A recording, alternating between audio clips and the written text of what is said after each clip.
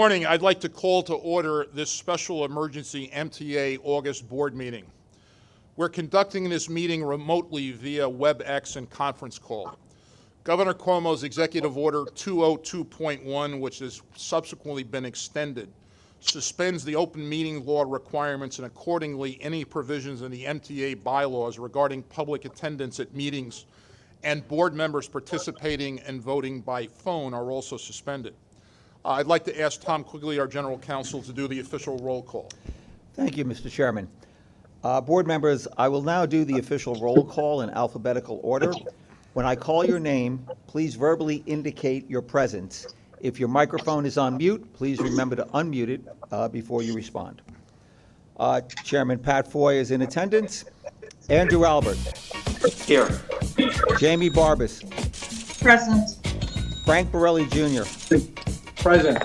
Norman Brown. Present. Victor Calisi. Present. Lorraine Cortez Vasquez. I believe she indicated she'll be joining us late. Michael Fleischer. Present. Randy Glucksman. Present. Rhonda Herman. Present. David Jones. David Jones. I do see a DJ on the screen. David, are you with us? All right. Linda Lacewell. Present. Kevin Law. Present. Bob Lynn. Here. David Mack. David Mack. Present. Present. Haeda Mihaltses. Yeah. Morning. Robert Mojica. Robert Mojica. Present. John Samuelson. John Samuelson. Larry Schwartz. Here. Vinny Tessitore. Here. Neil Zuckerman. Here. Okay. One more time. David Jones. Here. Okay. Mr. Chairman, we have a quorum. Thank you. We will now move into our virtual comment period. As with the prior months, speakers were able to register on Monday and send in their comments. We have 19 members of the public registered to speak today. The first 30 minutes of public comment will be delivered at the board meeting, and the remainder will be posted online for the public and board members. I'd like to remind our public speakers that in the interest of time and fairness to all speakers, we limit everyone to 2 minutes. Please be aware that there will be a warning beep to remind you that you have 30 seconds to conclude your remarks. Thank you for your patience and understanding throughout the virtual public comment session. The next speaker is Senator Diane Savino. Board members, thank you for allowing me the opportunity to speak to you today. Our city and state have been through extraordinarily difficult times since the outbreak of the COVID-19 pandemic. It has affected all of us personally, and we now face dire economic difficulties in so many areas, including how we get around. Frankly, we need help. Help from our federal government that we already contribute so much to through our taxes. It is time for them to step up and ensure that they pass legislation that includes $12 billion in direct aid to the MTA. The consequences of not receiving additional funding mean extending hardship for years to come in our city. We cannot afford to lay off workers, we cannot afford to decrease services or institute fare and toll hikes. MTA workers have been on the front lines of this pandemic since it first began, putting themselves at risk to ensure that other workers, like our nurses, doctors, EMTs, and paramedics, have been able to get to work and to take care of their patients. Without them, we wouldn't have been able to make it through this. We cannot leave them out to dry now. Our residents depend on the MTA to get to and from work, and they're already struggling to keep their jobs through this pandemic. Decreases in services will make it more difficult for them to get around, and increased fares will make it harder to pay for other necessities like food and rent. We as legislators understand that there are going to be difficult financial times for years to come because of what we're going through right now. But that does not mean that we should wait to take action. We must be proactive and work with the federal government to ensure that essential services are able to continue functioning. The MTA is one of those essential services. Again, I thank you for your time, and I'm hopeful that we will find a solution to these financial struggles. The next speaker is Senator Andrew Gennardis. Hi, good afternoon. This is State Senator Andrew Gennardis. Thank you so much for allowing me the opportunity to speak at the board meeting today. I want to start off my comments by thanking the tens of thousands of men and women who make up the MTA's workforce, who have done just an incredible job in keeping New York City moving forward and our region moving forward during the depths of the crisis, and who have not shied away for a second in doing whatever it takes to keep our system safe, secure, reliable for all. And I want you all to know that your service and your work is deeply appreciated by many in this city and in this state. I want to talk briefly about an issue that I think has a big impact on the future of that workforce, and that is the MTA's budget outlook and our fiscal crisis that we are facing. We all read the papers. We all know the MTA is facing dire financial circumstances through no fault of their own. The CARES Act funding has been expired. We urgently need federal assistance to the tune of at least $10 billion to help secure and stabilize the system and make sure that we do not have to lay off any of our employees or have to cut service to any part of our system. Laying off employees in this moment would be absolutely devastating, especially it would be adding insult to injury to those employees who did not have the luxury of Zooming their way through their workday and had to come to work every single day and be on the front lines. And if we don't get federal assistance, we will have to face debilitating service cuts to our system at a time when our city and our region simply cannot afford to stop moving forward. So please know that I am adding my voice to those who are calling on the federal government for immediate assistance. And my commitment to this board and to the riding public is to do everything in my power and use every tool at my disposal to keep pushing, arguing, pleading, begging for the federal aid that we so desperately need. Thank you very much. The next speaker is Senator Brad Hoylman. Hello, I'm State Senator Brad Hoylman, representing the 27th Senate District. Thanks for the opportunity to provide comment during this difficult time. I know the MTA faces an extraordinary fiscal crisis, and I truly appreciate the MTA's staff and board's continued dedication to keeping New Yorkers connected and safe. The federal government's failure thus far to provide appropriate financial relief to address the effects of the massive drop in ridership caused by the pandemic is unconscionable and risks compromising our entire regional economy. However, while that failure has caused hardship and difficult choices, those burdens are shared by the MTA's small commercial tenants as well. Many retail businesses and restaurants in Grand Central Terminal are facing existential threats to their survival, and some have already closed for good. I know that the MTA has worked with those tenants in the past to waive certain penalties and defer rent payments from April to July, but they desperately need a long-term solution that addresses the struggles they face through no fault of their own due to state restrictions and loss of customers. Thus far, to my understanding, the MTA has not offered these tenants rent abatement or even had substantive discussions with some of them on this issue. And tenants recently received notices that not only will deferments and concessions end, but past due rent balances will now be subject to late fees and penalties. I urge the MTA to negotiate with its tenants in good faith and explore solutions that would recognize their drastically reduced revenue, including rent abatements. The deep structural financial problems caused by the pandemic will only be solved by a comprehensive federal response. Forcing these tenants, many of whom have been in business for a decade or more, to either pay their rent in full or close up shop will only cause deeper, more lasting damage to the economy and to our local communities without meaningfully addressing the MTA's financial issues. I hope the MTA will set an example for other agencies and the private sector by acknowledging their plight and working collaboratively with them in this time of deep uncertainty, and then building in corresponding requests for assistance from the federal government to address the costs borne by the authority to assist its tenants. If we can't do this as government, how can we in good faith be asking landlords across the city to do it? The answer isn't to not extend relief, it's to lead by example. The moment we're faced with leaves us with few good options, but it remains critical for us all to pull together as New Yorkers to do our best for riders, small businesses, and our transit system and recognize that our struggles are shared. Thank you again for the opportunity to provide comment. The next speaker is Alida Dupree. Good morning, Chair Pat Foy and members. Alida Dupree for the record. My pronouns are she and her. It's good to be back with you. First of all, I am pleased with the progress we're making with Omni fare payment.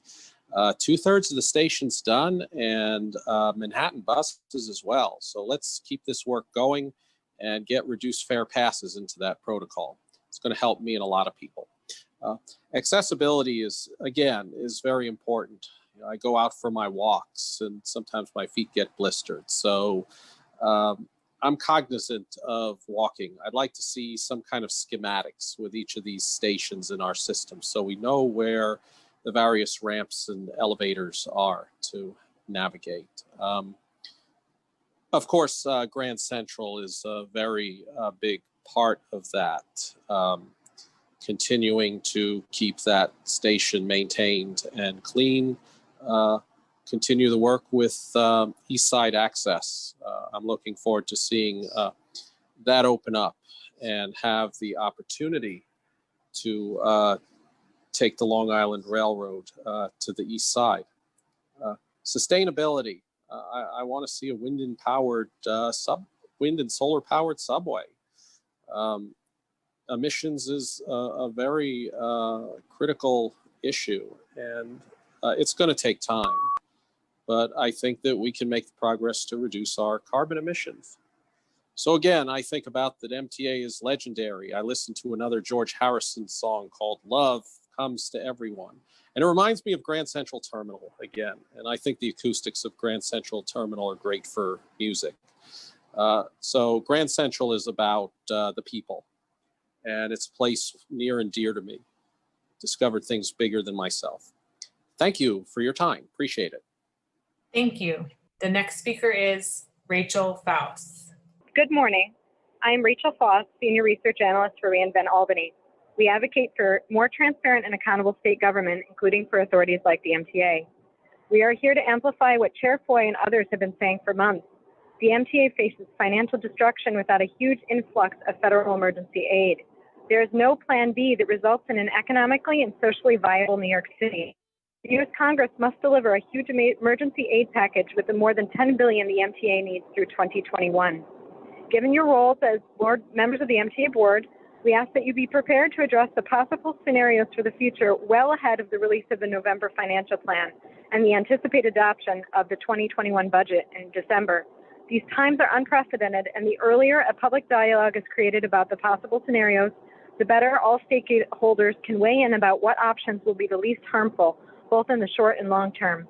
Further, the consequences of congressional inaction will be made more stark. While we are encouraged to hear Chairman Foy say that deficit borrowing would be like going to the top of 2 Broadway and lighting million-dollar bills and throwing them into Broadway, a true red line must be drawn on how much debt is too much for the MTA.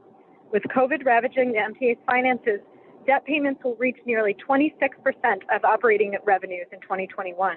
This is up from 11% in 2004. The MTA must learn from the past and ensure that riders in future years aren't suffering under a transit system so saddled with debt it can't maintain service levels or a state of good repair. There should be an independent assessment of MTA debt conducted by the state comptroller and robust discussions by the board about how to mitigate debt payments. While it's a positive development, the MTA was able to borrow $450 million from the Federal Reserve Municipal Liquidity Program, and this borrowing still comes at a cost of 1.92% interest, must be paid back in 3 years, and only provides a nickel on the dollar of what the MTA needs to bridge the $10 billion gap. The Fed should significantly improve the program to include 0 or much lower interest rates over a longer period of time. Only they have the power to make a limited level of borrowing or debt refinancing a potentially viable option for the MTA. Similarly, Congress must deliver the $10 billion in emergency aid to the MTA, as the MTA cannot cut or borrow its way out of this deficit without devastating consequences for riders. Thank you for your time. The next speaker is Jason Rabinowitz. Thank you, members of the MTA board, for giving me an opportunity to speak today. I've watched many of these board meetings throughout the years, but I never quite felt the need to participate in the public comment process until right now. Public transportation is the heart and soul of New York City and the greater tri-state region as a whole. We all know that. I don't have to explain that. I'm here today to urge our elected leaders and every riding passenger to advocate for the critical federal funding needed to help MTA through this unprecedented financial crisis. Ridership is low right now, but we must ensure that there's still a functional transit system ready for an eventual return to normal life, and this can only happen with emergency federal funding.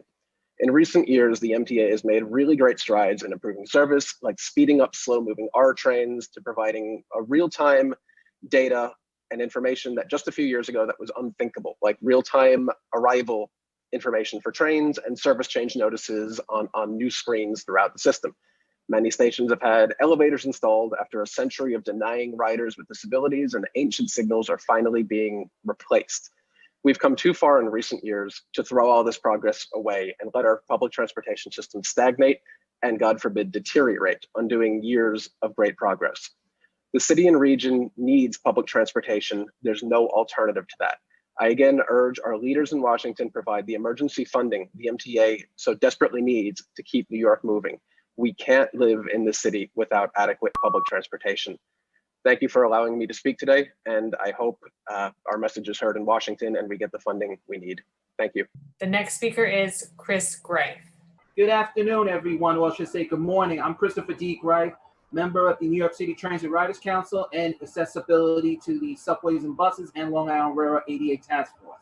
My concern is that we do not want to see cuts at all for any MTA bus, subway, Long Island Railroad, Metro North, including accessibility. As the capital is coming, is the capital money we definitely need it for accessibility elevators. We definitely need for the ramps, update our technology for making sure people with disabilities or seniors are getting the necessary help to get on buses, subways, including accessorized. So all I'm asking is from the MTA is we have to keep advocating, but I'm also encouraging Washington to please get yourself together and stop fighting each other, and let's work together and let's get the funding in. As a lot of us say, this has nothing to do with politics time. This has to do with safety, health, safety, and everything else together. So I hope that MTA, as they're doing their best, but I hope our elected officials can hear this clearly. Stop the fighting, stop being disrespectful, and let's work together and get the funding in. Doesn't matter which party you're in, let's get it done now. Thank you. The next speaker is Lisa Daglian. Greetings. I'm Lisa Daglian, Executive Director of the Permanent Citizens Advisory Committee to the MTA, PCAC. This board meeting is being convened to discuss the MTA's finances in light of the COVID-19 pandemic. We know the news is bad and will only get worse if desperately needed federal funds don't come through. Without the billions of dollars needed through the end of 2021, you will be forced to take difficult actions, including deep service cuts, reduced cleaning, substantial fare increases, harmful layoffs, and a significant reduction in the capital program. We're all in this fight together. Millions of New Yorkers rely on the city's subways and buses and the Long Island Railroad and Metro North to get to work, jobs that support our region's recovery and are helping rebuild our economy. As we move into our next normal, it is critical that safe and sufficient services is available to anyone who needs it. To us, that includes a plan to return to 24/7 subway service. The overnight closures to remove homeless and thoroughly clean cars and stations have been in place since May. With milestones and metrics rightly being the cornerstone of the state's reopening, we urge similar publicly discussed metrics for restoration of overnight service. If there's a plan for reopening gyms, there should be one for reopening the subway. And since the majority of overnight use has historically been between 4 and 5 a.m., we'd like to see a more immediate option for rolling back closures to restart service at 4. Riders must feel and be safe whenever they travel. Even with lower ridership, we're alarmed by attacks on workers and apparent upticks in subway crime and vandalism. The former coming as brazen assaults, and the latter resulting in train cars being taken out of service when that can least be afforded. While many cautions have been taken to address COVID, we'd like to know what plans are being developed to address these important safety concerns. We know that your efforts in these and other areas depend heavily on funding. We're committed to fighting this critical fight with you. Thank you. The next speaker is Deborah Greif. Good afternoon, everyone. My name is Deborah Greif. I'm the chairperson of the Brooklyn Family Support Service Advisory Council. I'm extremely concerned because many times when cuts are done to the MTA, it does affect people with disabilities. And disabilities does not discriminate. It affects everyone from babies to seniors. I'm concerned because we have been going more forward with building more elevators, some ramps, we do need more ramps. But I'm concerned because when the last cuts you had, it affected the disability community so badly, especially with the bus service. I actually will say I'm kind of glad that you will be starting to collect the fares by the end of August. And I say this because I'm tired of being harassed by certain bus drivers who do not understand that what a disability means. You don't have to show your disability. In fact, you don't even have to look like a senior. You just have to have, if you have proof, that's it.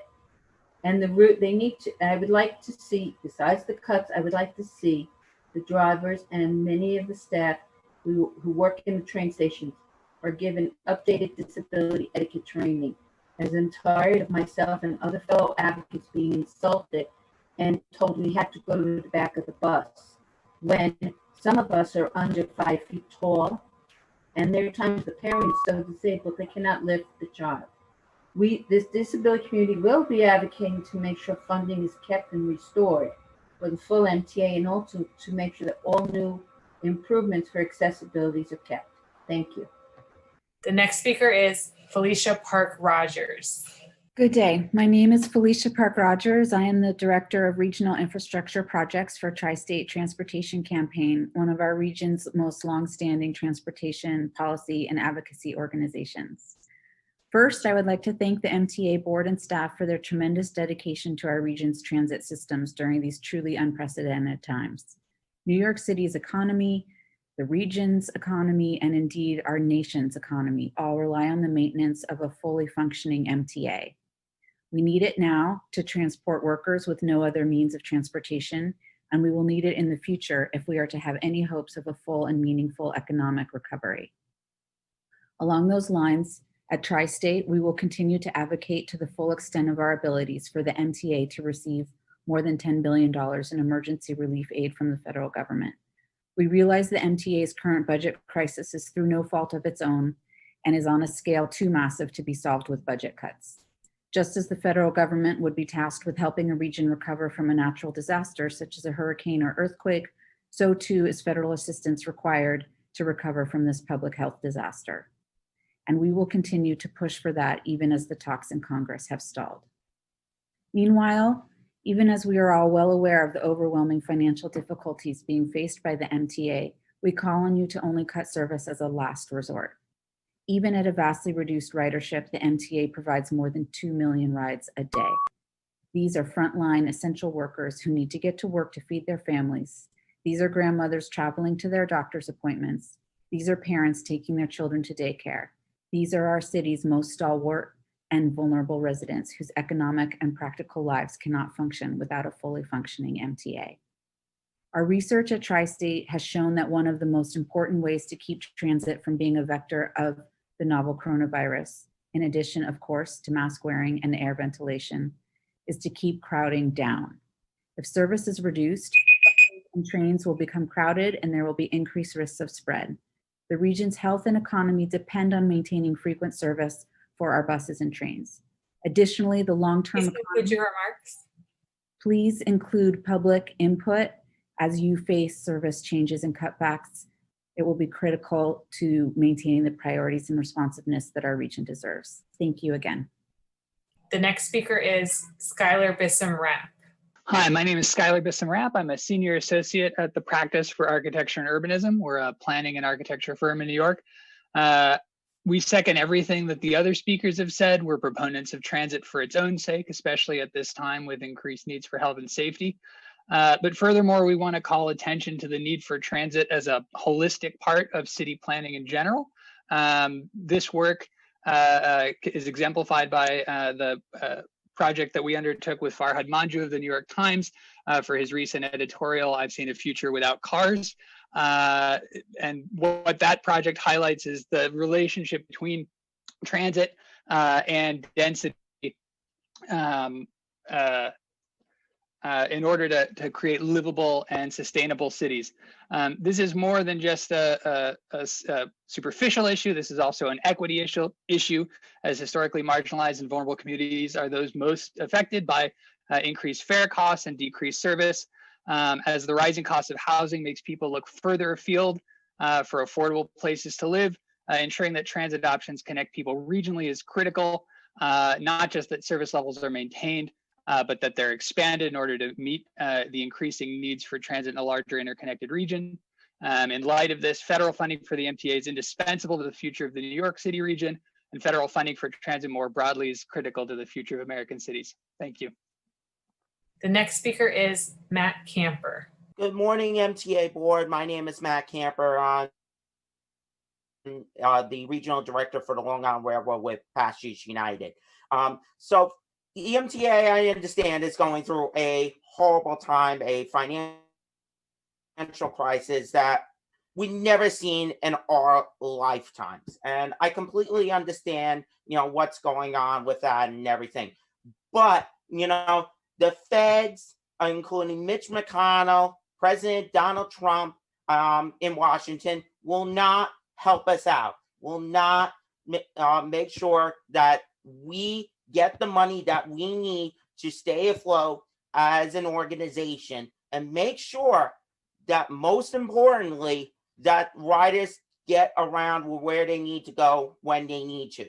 And I think, and along with my colleagues from Passengers United, I also think at the same time that it is time that we need to start looking out for ourselves and looking out for, what's best for us. And that is why today I am calling on the state legislature up in Albany, the state Senate, the state assembly, and the governor to come up with some kind of bill, because at the same time, New Jersey has a gas tax in place, and I think it's like 41 cents of it goes towards, different transportation projects in New Jersey, including New Jersey Transit. And I think it is something that will absolutely help us here in New York if we have a gas tax that is in place.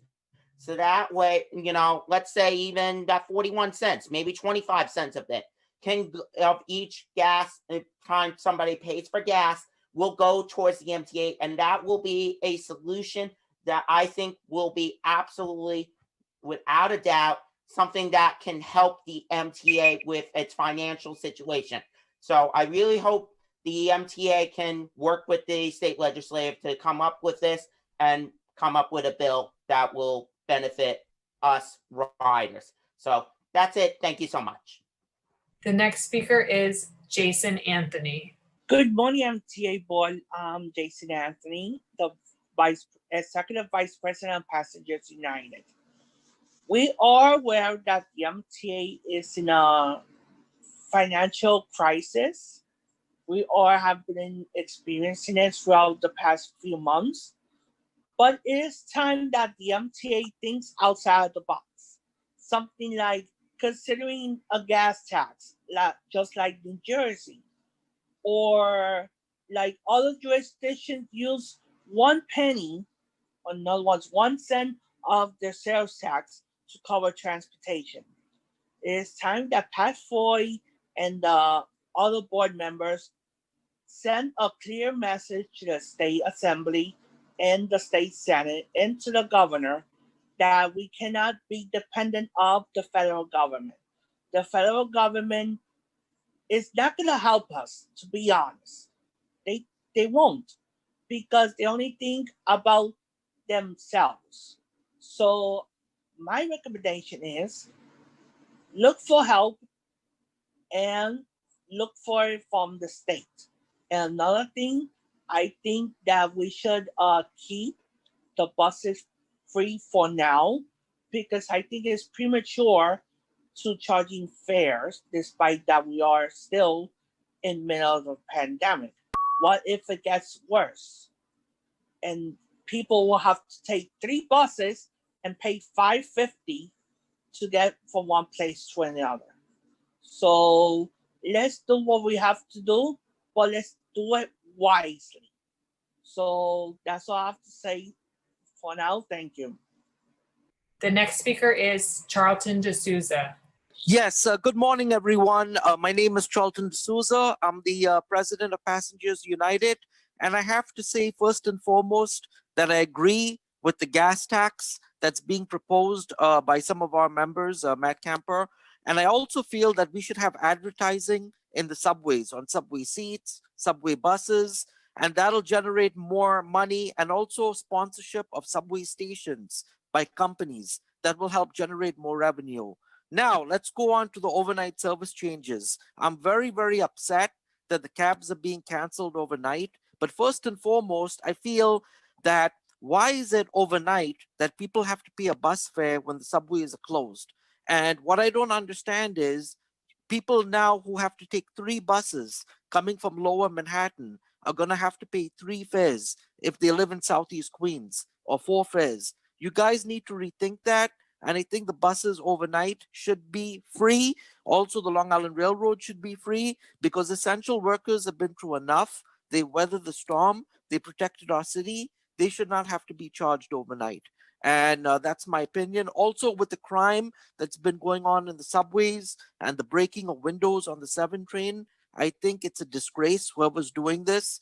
And I think that the police need to be out in full force at every station. And also with the homeless, even though the subways are closed between 1 a.m. to 5 a.m., we don't see the homeless being taken out of the subways. You know, the cops are coming downstairs, they see the homeless, and they're letting them stay there overnight, and then they disappear, the police. So what's the purpose of keeping the subways closed then from 1 a.m. to 5 a.m.? So we really need to rethink how we're doing this cleaning thing and whether it's the best for the city. But I feel that we can still clean the subways and keep the, keep everything open, but we just need to have police on the trains, or just run shorter train cars overnight, so that the homeless can take over the trains. And I'm sorry, I understand that people are, in need, and there's a lot of people right now who are homeless. We get that, but the MTA has an $8 million contract with the Bowery Residents Committee. So we need to find out what is happening with this contract. We need to even find out if the state and the city's social systems are working. We need to understand this. But in terms of your MTA employees, there's going to be a candlelight ceremony on Wednesday, and we support all of them, including the ones who passed away. Our condolences go to all of them. Thank you. The next speaker is Murray Bowden. Good morning. My name is Murray Bowden. The steps taken by New York City Transit to make sure the trains and buses are safe to ride with the virus still around are excellent. They are developing techniques that others are now using. The positive actions taken by transit needs to be recognized by more people. Accessibility to transit stations is being installed at an unprecedented rate. Thank you, Alex. Long Island Railroad builds bridges on the ground, then uses cranes to install the bridges on pre-built foundations. How can that new bridge construction technique be transmitted to New York State for bridge replacement? The Canarsie Tunnel replacement was a new and fast method for dealing with infrastructure. Can New York State and the Thruway somehow use similar techniques? Bridge and Tunnel has made some safety changes I suggested. Excellent. Thank you. We all thank you. MTA Bus is revising bus routes. Westchester would like to have the traffic lights on the Central Avenue route coordinated with traffic going to and from the railroad stations. Real important to us people up here in Westchester. Saturday, we spent an hour with 2 grandchildren who were going off to college.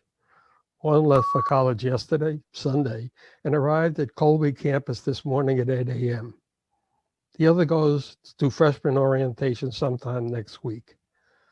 Both will attend classes on campus and in person. Thank you all to all of the people at the MTA who have provided me with good information in the years. And some, thank you for the opportunity to speak to you today. I hope I can do it again. Bye. Thank you.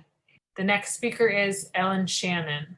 Shannon, Associate Director of the Permanent Citizens Advisory Committee to the MTA. I haven't seen you all for some time, and I'd like to thank every single employee and board member for the hard work that you've done and continue to do in the face of COVID. I'm so very sorry for all you have lost and all of you who are still suffering illnesses from COVID-19. Chairman Foy, I'm here on behalf of the PCAC and its councils, asking you to please bring back the committee meetings. Now more than ever, people are beginning to return to the city. Rebuilding trust through transparency has never been more important. We need to hear more from the agency staff on the many ongoing efforts happening on behalf of riders. We need to hear more about the ridership and performance data. And we need to hear your MTA board members raising the important issues they do in discussion on behalf of the riders and labor. The meetings act as an educational institution of the MTA system. They're essentially MTA University.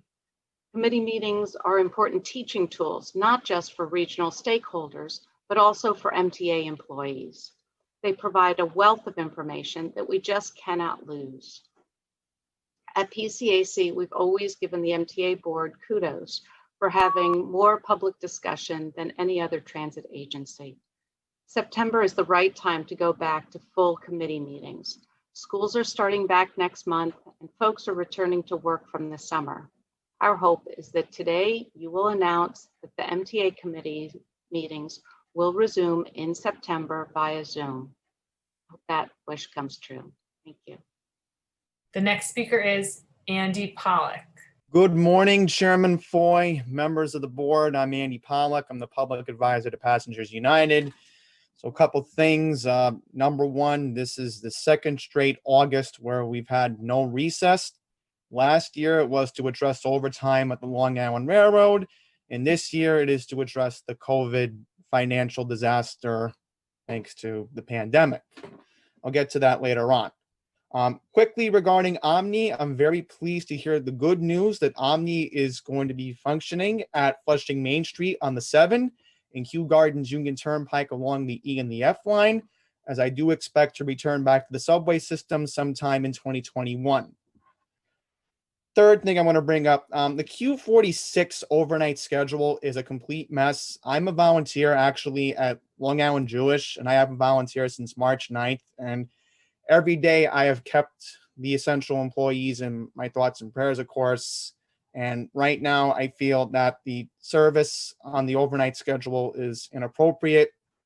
I can't understand why there isn't half-hourly service on the Q46 East and westbound overnight to support our essential workers at the hospital.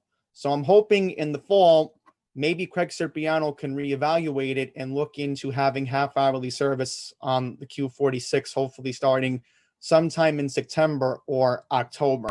And the last point regarding the economic mess, I'm very disappointed in the feds right now. If the MTA can organize a special board meeting for August, why can't the U.S. House and U.S. Senate realize that it's inappropriate to take a recess right now, not come back until after Labor Day and get a deal done? I cannot completely understand that. I have reached out to numerous federal officials and they are not even budging. So my last point is any service cuts that are being proposed need to be unveiled to the public via PDF or whenever Pat Foy feels it is appropriate that he can personally announce that. So there should be public input on that. One speaker did mention that. I completely agree. So this is going to be a very long process, and our organization will be vocal about any service cuts that are planned either this year or in 2021. Thank you very much. I hope to see you all in September. The next speaker is Theo Allen. So I want to speak about the MTA's focus on the overnight closures and the constant cleaning. Based on evidence, I advocated in March and April to shut down the subways because I saw all this spread coming from things like touching surfaces. Unfortunately, that's no longer the case based on aerosol evidence, but we still have 80% when I took the MTA of people wearing masks, covering their nose and mouth properly. If we are going to get back to a place where we can have full service, not have all this reduced capacity, we need people to wear masks and wear them properly. And the MTA needs to do a better job at enforcing this. Because if people wear masks, as we see in places like Japan, you're not going to get the same level of spread that you have in an indoor environment like the MTA, where people are unmasked. You actually have a higher rate of infection. In addition, the MTA needs to focus on ventilation in the subway stations and on buses, even opening the windows, because while 18 air changes an hour on the subways is a really good way to slow the spread, we need that on every mode for the MTA and all transit agencies in New York. I want to thank the MTA for having this August board meeting, and I would also like to say that there's going to be tough cuts, but you don't need to keep the subway closed 24/7. You do need to make sure everyone's wearing a mask properly on MTA property, though. The next speaker is Steve Lawton. Hi, my name is Stephen Lawton, and I'm president of CWA Local 1102. Our local represents approximately 300 workers who perform customer service at the Staten Island Easy Pass Center, currently for an MTA contractor named Conduit. Throughout COVID-19, these have been very essential workers who help to keep our state moving. The vast majority of the workers live on the island and are people of color. These are good jobs that provide enormous benefits to the local community and an enormous service to the state as a whole. CWA Local 1102 has negotiated improved pay and benefits, as well as a measure of job security and a grievance procedure that ensures fair treatment. When its call center contracts are rebid, the MTA must take care to protect its contracted workforce from both mass firings and from losing the hard-won job standards. Without strong policies from the MTA to protect them, our 300 members in Staten Island, another 400 plus non-represented workers in Staten Island, Endicott, New York, Queens, and Yonkers are all facing the threat of unemployment during both a public health crisis and a devastating economic crisis. This is unacceptable, especially since the evidence shows that the current contractor, Conduit, and its employees are performing well. No operational need to change contractors has been shown. It will appear that the only real purpose for changing contractors is to drive down wages. The MTA should prevent a mass layoff of these Easy Pass workers by requiring that its call center contractors retain the pre-existing workforce and stay in the same area as the current operation so that people can actually get to their jobs. Many other states and localities have recognized that worker retention is the best practice in government service contracting and have enacted laws requiring successor service contractors to retain the incumbent workforce. Additionally, the MTA should adopt policies to make sure that the new contractor cannot undermine the improvements its workers have made in terms of wages, benefits, and other workplace standards. Similar provisions were included in the R211 train contract authorized by the MTA. If its call centers are relocated, MTA would incur costs for recruiting, onboarding, and training a new workforce. Furthermore, the MTA doesn't take into account decent wages and benefits during the bidding process. The result will be lower quality jobs. This will result in high turnover rates, meaning elevated recruitment and training throughout the terms of the contract. Additionally, service qualities will be jeopardizing the performing work with an entirely new workforce without years of experience of current staff, low morale due to poor job quality. Could your remarks? Performance quality. The MTA would likely also face system problems that occur during large-scale transactions. Thank you. The next speaker is Marcel Dijon. Service cuts don't save very much money, and even the most drastic service cuts would not come close to filling the MTA's budget gap. This can be shown from the planned service changes that the board occasionally reviews and approves. The most recent one involved cutting 19 trips, 19 Saturday trips and 17 Sunday trips on the N and R lines, I believe it was, for a savings of approximately $1.2 million a year. If you multiply those numbers out, 52 weeks a year, it comes out to about $750 a subway trip. And $750 a subway trip means that even an uncrowded subway train is making money.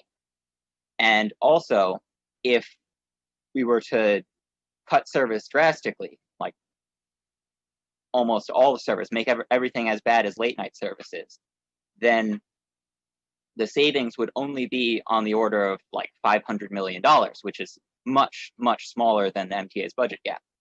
So there's very little meat or very little fat left on the bone there. And it's best to look everywhere else before even considering cutting service. Thank you. The next speaker is Wendy Richardson Atwell. Good afternoon. My name is Wendy Richardson Atwell. I represent 3 MS and other autoimmune disease groups across New York City. I want to talk about accessoride, and I also want to talk about the MTA buses. From March, I've listened to the MTA talking about the buses are not overcrowded. Wrong. The buses are jam-packed still, despite the fact the front of the bus is blocked off for people with motorized wheelchairs and walkers. People who have canes or crutches have to go to the back of the bus and stand, and crowded, where people don't wear their masks. There's sardine in there, as always, so nothing has really changed. I'm concerned because I have 4 autoimmune diseases. I know other people have 2 or 3. That's a concern. Our concern also is with accessoride. Will it change? Will it go back to being the same, where they will jam people back into the buses and put 2 or 3 people? We want to know. We also want to know, is the half fare and senior discount going to ever apply to people who have accessoride? Something else we want to know. We also want to know, being that kids are not going to be completely in school, will they be able to travel with their parents? That's a big question. The next question and last question is, when people are going to the supermarket and have to use accessoride and they have their groceries, they're told they cannot bring over 40 pounds on the accessoride. This is our only means of transportation, which is totally unfair. They still have to eat. A lot of them still do not want to do online deliveries because you have food stamps. They don't want to do that. I applaud the MTA. Do not forget your seniors. Do not forget those people who have disabilities. You may not be able to see that disability, but it's still a disability. I will be at the next board meeting in September, God willing. I hope and pray everybody is well and safe. And please, please encourage everybody to wear their mask and wear it correctly. Thank you very much. Have a blessed day. Thank you. Mr. Chairman, that concludes the public comments. Thank you very much. Tom, do you have board members to check? Yes. I'd like to call the names of 2 board members who did not respond initially, and please indicate verbally if you are here. Lorraine Cortez Vasquez. Here. John Samuelson. John Samuelson. I'm here. Thank you. That's it, Mr. Chairman. Thank you. Thank you for joining this special meeting of the MTA Board. It's unusual for us to meet in August, but times are grim and the urgency of our financial distress demands we meet. At this point, we have discussed repeatedly the extreme devastation that COVID-19 has wreaked on our agency, on our employees, and on our finances. This is by far the most difficult challenge the MTA has ever faced. I start today with 2 points. First, the survival of the MTA and the existence of millions of jobs in this region and across the country lies squarely in the hands of the federal government, the United States Senate to be specific. Continued federal indifference and inertia on a COVID-19 relief bill will exact an horrific toll on the MTA, our heroic workforce, and millions of hardworking New Yorkers who are our customers in the New York region and people all over the state of New York working on MTA projects, rail cars, buses, ADA upgrades, signaling, and more. But my second point is a word about the Great Depression. Americans measure national financial and social calamity against the Great Depression. Millions were thrown out of work and out of their homes. The Depression lasted a decade. You may be shocked to know that the effect of the COVID-19 pandemic, exacerbated by federal inaction, has exacted a far greater toll on the MTA's predecessors' ridership and revenues than the Great Depression, which began with the October 1929 stock market crash. Start with the Long Island Railroad. Ridership was flat in 1930 after the October crash. It declined by about 7% in 1931, and at its worst was down a third from 1929 passenger levels. Long Island ridership today is down about 75% from pre-pandemic levels. On Metro-North's predecessor, the New York Central Railroad, estimated annual Grand Central Terminal ridership was about flat in 1930, and at its lowest point during the Great Depression declined a third from 1929, compared to the startling current 83% decline in ridership on Metro-North. On New York City buses and streetcars, ridership declined approximately 16% from 1929 levels. Today, buses are about 45% below pre-COVID-19 ridership. Subway ridership, which at its worst during the pandemic was down 95% this spring, and today is down approximately 75%. Subway ridership after the October 1929 stock market crash peaked in 1930 at slightly over 2 million riders and declined modestly, about 12% by 1933 in the following years. In sum, the MTA has never, even during the Great Depression of the 1930s, seen ridership declines as severe and as sustained as we are experiencing right now. And the MTA has never, even during the Great Depression, seen revenue losses of this magnitude. Last month, we unveiled our July financial plan, which painted an alarming picture of our financial outlook. We're losing about $200 million a week in revenues from losses in fares, tolls, subsidies, and pandemic-related expenses. This morning, our CFO, Bob Foran, will explain in greater detail the previously unthinkable options we're left with if we have to manage these insurmountable deficits on our own. We are acutely aware of the human toll that the mere discussion of these horrific actions will cause, and the extreme distress affecting and completing these actions will cause to our heroic workforce and to our customers, including ADA customers. But if the Senate doesn't act and we don't receive $12 billion in additional federal funding, we will have no choice. As you know, we're seeking another $12 billion of federal funding to replenish lost revenues through the remainder of 2020 and through 2021. Without this additional federal funding, we could be forced to take the draconian measures, the impact of which will be felt across the system, the region, for decades to come. We've already seen our credit rating downgraded by various credit rating agencies, which makes borrowing more expensive. Last week, we sold $451 million in notes to the Federal Reserve Bank after Wall Street firms bid higher rates because of their concern about our financial situation. The MTA is only the second entity to use the Fed's $500 billion municipal lend facility program for states and cities, following the state of Illinois. We do not want to take any of the actions we will outline today, and to be clear, no resolution is being presented to the board and no action is being taken today.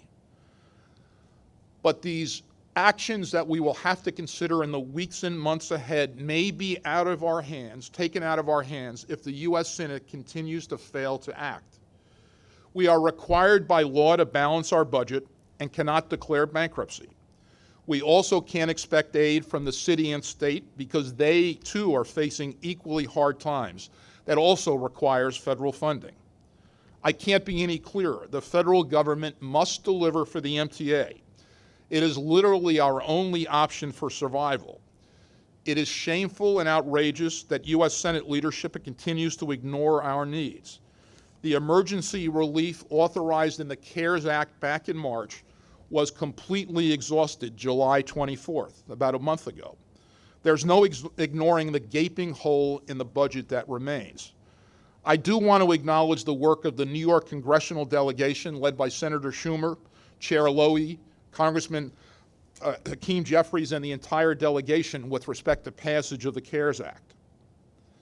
The MTA is the lifeblood of New York. Without question, there is no economic recovery without a healthy MTA, and there is no national recovery without a healthy New York. That is why investment in the MTA is in the national interest. We must protect the future of our region by protecting and advancing mass transit. We will continue to advocate hard for this critical and urgently needed funding, and to work with all of our partners in the business, real estate, labor, not-for-profit communities, and elected officials, of course, to make it abundantly clear to Washington, D.C., just how much $12 billion of additional funding is needed. Today, we're also launching the #SaveTransit digital campaign to continue to spread the word and build support. This situation is particularly hard given how our workforce has performed above and beyond the call of duty during the last 6 months of the pandemic. These men and women showed up for work day after day. They couldn't telecommute, they couldn't work remotely, while most of New York was on pause. They truly were and continue to be the heroes who move heroes during this public health crisis.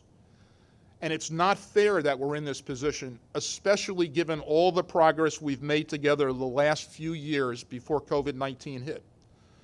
But this is our reality today.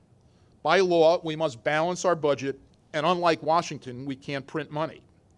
I'll end where I began, that the future of the MTA and the future of the New York region rests squarely in the hands of the federal government, the U.S. Senate specifically. We need our federal partners to recognize the dire situation we're in, worse for MTA ridership and revenue, startlingly, than the Great Depression, and how important the MTA and New York is to the nation's economic recovery. If they fail to do so, horrendous choices lie ahead. I'll now turn it over to Pat Warren for a brief update on the MTA's recent efforts related to COVID-19. Pat. Thank you, Pat. As is always the case, the health and safety of our employees and customers is our top priority. I'm relieved to report that due to the series of safety measures that have been implemented throughout the pandemic, the MTA is completing 3 months with extremely low numbers of new positive COVID-19 cases in the low single digits, 0, 1, or 2 per day, as well as no new fatalities. Further, our aggressive application of safety protocols is also delivering transportation to now over 2.5 million customers daily. That is among the safest in the world. MTA efforts also contributed to New York's 3-week run with less than a 1% new positive COVID-19 case rate. Our safety measures included providing over 6.6 million masks to employees and customers, 8.4 million pairs of gloves, 57,000 gallons of hand sanitizer, 5.6 million sanitizing wipes, and 158,000 gallons of cleaning solution. We continue our aggressive and daily cleaning and disinfecting of stations, trains, buses, paratransit vehicles, and employee workspaces. We have limited potential exposure to the virus through the addition of safety barriers in buses, elimination of the handling of cash, health screenings including temperature checks, the introduction of improved air filters in facilities and rolling stock, and a rich media campaign reminding employees and customers of requirements to wear facial coverings, social distancing, and the need for good hygiene. MTA further has worked with leading scientific, technological, and federal safety agencies, including the EPA, Johns Hopkins, and Columbia Universities, to pioneer new disinfecting protocols and safety systems, such as the development of antimicrobial and ultraviolet light disinfectants. MTA's implementation of these and many other safety measures have led and helped guide the transportation industry both nationally and internationally. But as you're acutely aware, the pandemic is not over. Therefore, MTA continues to look for and implement new advancements in safety which further reduce the risk of contracting the virus and facilitate our transportation operations. Of note, in close collaboration with our labor unions, we recently announced that we will be able to resume front door boarding on our buses next week due to the development and installation of improved innovative barriers. These barriers further facilitate the resumption of fare collection by both protecting the bus driver and the patrons. This effort is another standard-setting achievement within the passenger transportation industry. Also, we have contracted with healthcare providers to gain priority access to both standard and rapid COVID-19 diagnostic testing, a service which allows MTA to rapidly determine the effects of our employees' exposure to the virus and implement quarantine protocols which support our employees' health as well as sustain operations.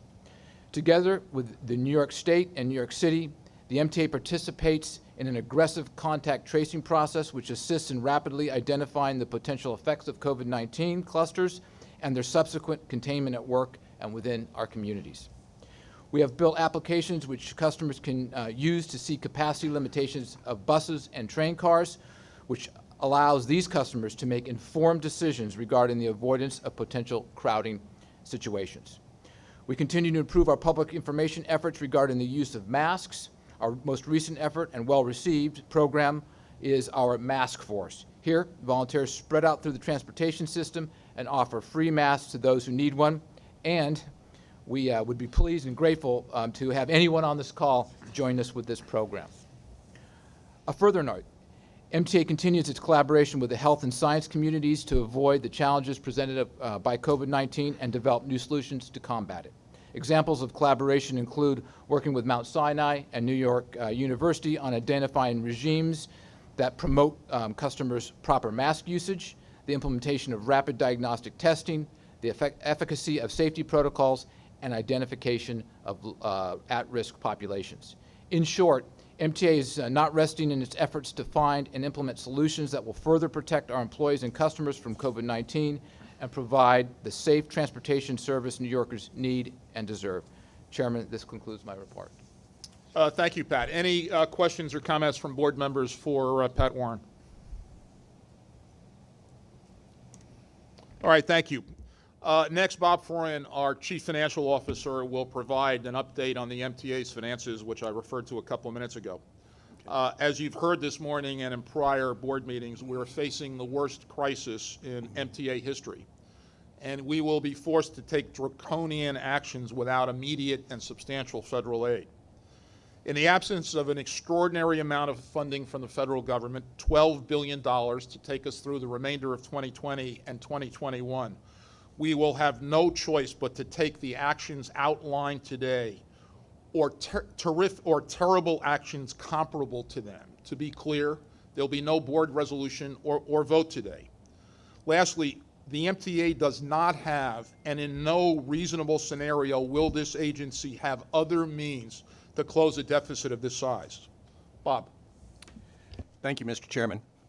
In the July plan, we stated that if additional federal assistance was not forthcoming, hard, unpleasant decisions would have to be made. The chairman said everything would be on the table. Wage freezes, fare and toll increases, delay or reduction in the capital program, reductions in force, and service cuts. The purpose of today's briefing is first to reiterate the critical necessity of receiving the $12 billion of federal aid requested. But if it is not forthcoming, we must look at these hard choices, and that's what we'll do today. And we will put a dollar value on them in order to provide an order of magnitude for your consideration and for the public discussion. Next slide. This is the results of the July plan. Absent the $3.9 billion that we were requesting at that time for this year, you can see the deficits will be $3.2 billion, and it will require immediate action. Next slide. We need to address two issues: how to solve the immediate problem caused by the revenue loss, and also how to solve the long-term structural imbalance in a post-pandemic world. Without $12 billion in federal aid, the first line of solution, presented here on the next page, totals roughly about $1.2 billion a year for the next 2 years.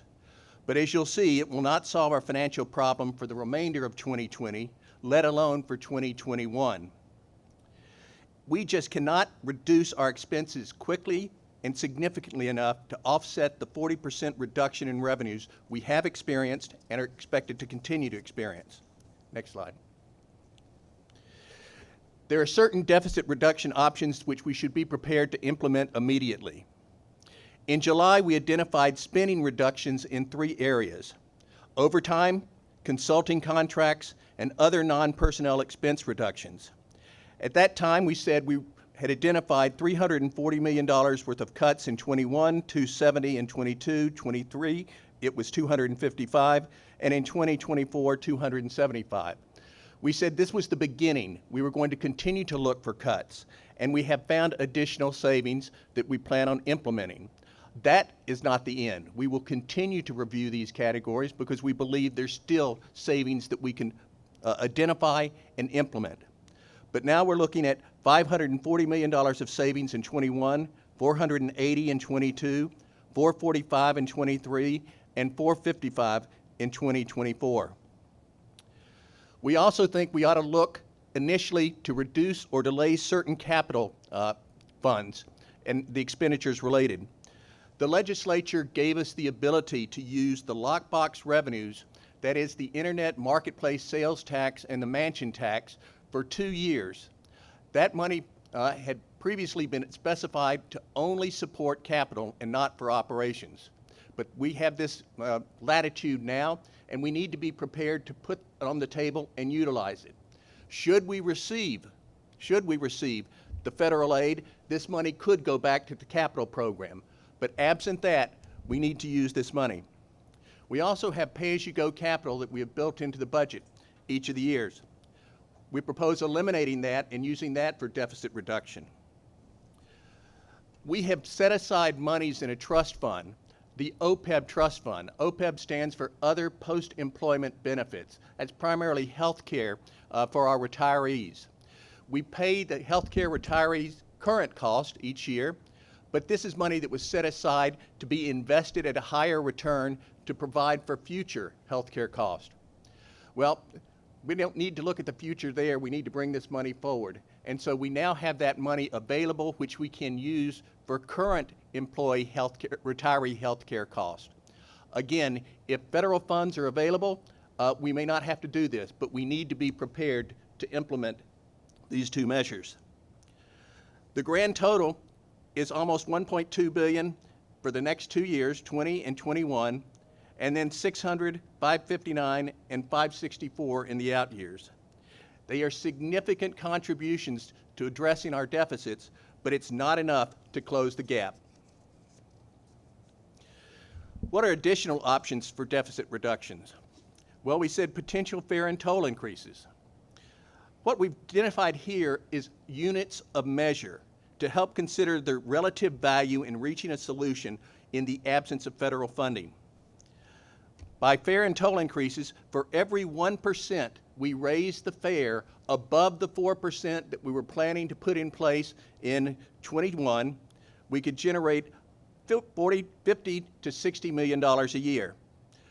For the toll increase that we had plan on putting in place in 2021, every dollar above the 4% increase that we were going to put in place would generate a significantly greater amount of money. 270 in 21, 343, almost 350 in the out years. The 2023 proposed fare increase, each 1% above the 4% would generate about $50 or $60 million beginning in 2023, and each dollar increase in toll above the 4% that we had planned would be 270 in 23 and 343 in 2024. Again, no one wants to raise the fare above what we planned. There's questions of even putting the planned fare and toll increase, but right now that is built into our financial plan. But I caution again, it's subject to public hearings and it's subject to board approval in 21 and 23. What else? Well, service reductions. We looked at a number of scenarios in terms of reducing service. And for this purpose, what we've identified on the subway, buses, and Staten Island Railroad is a potential service reduction which, without $12 billion in federal aid, could be forced to reduce service by up to 40%. Now, this could be implemented in myriad ways. The example that we have here suggests that this would generate almost $880 million annually net of the lost revenues. What are the implications? Well, subway headways could increase up to 8 minutes.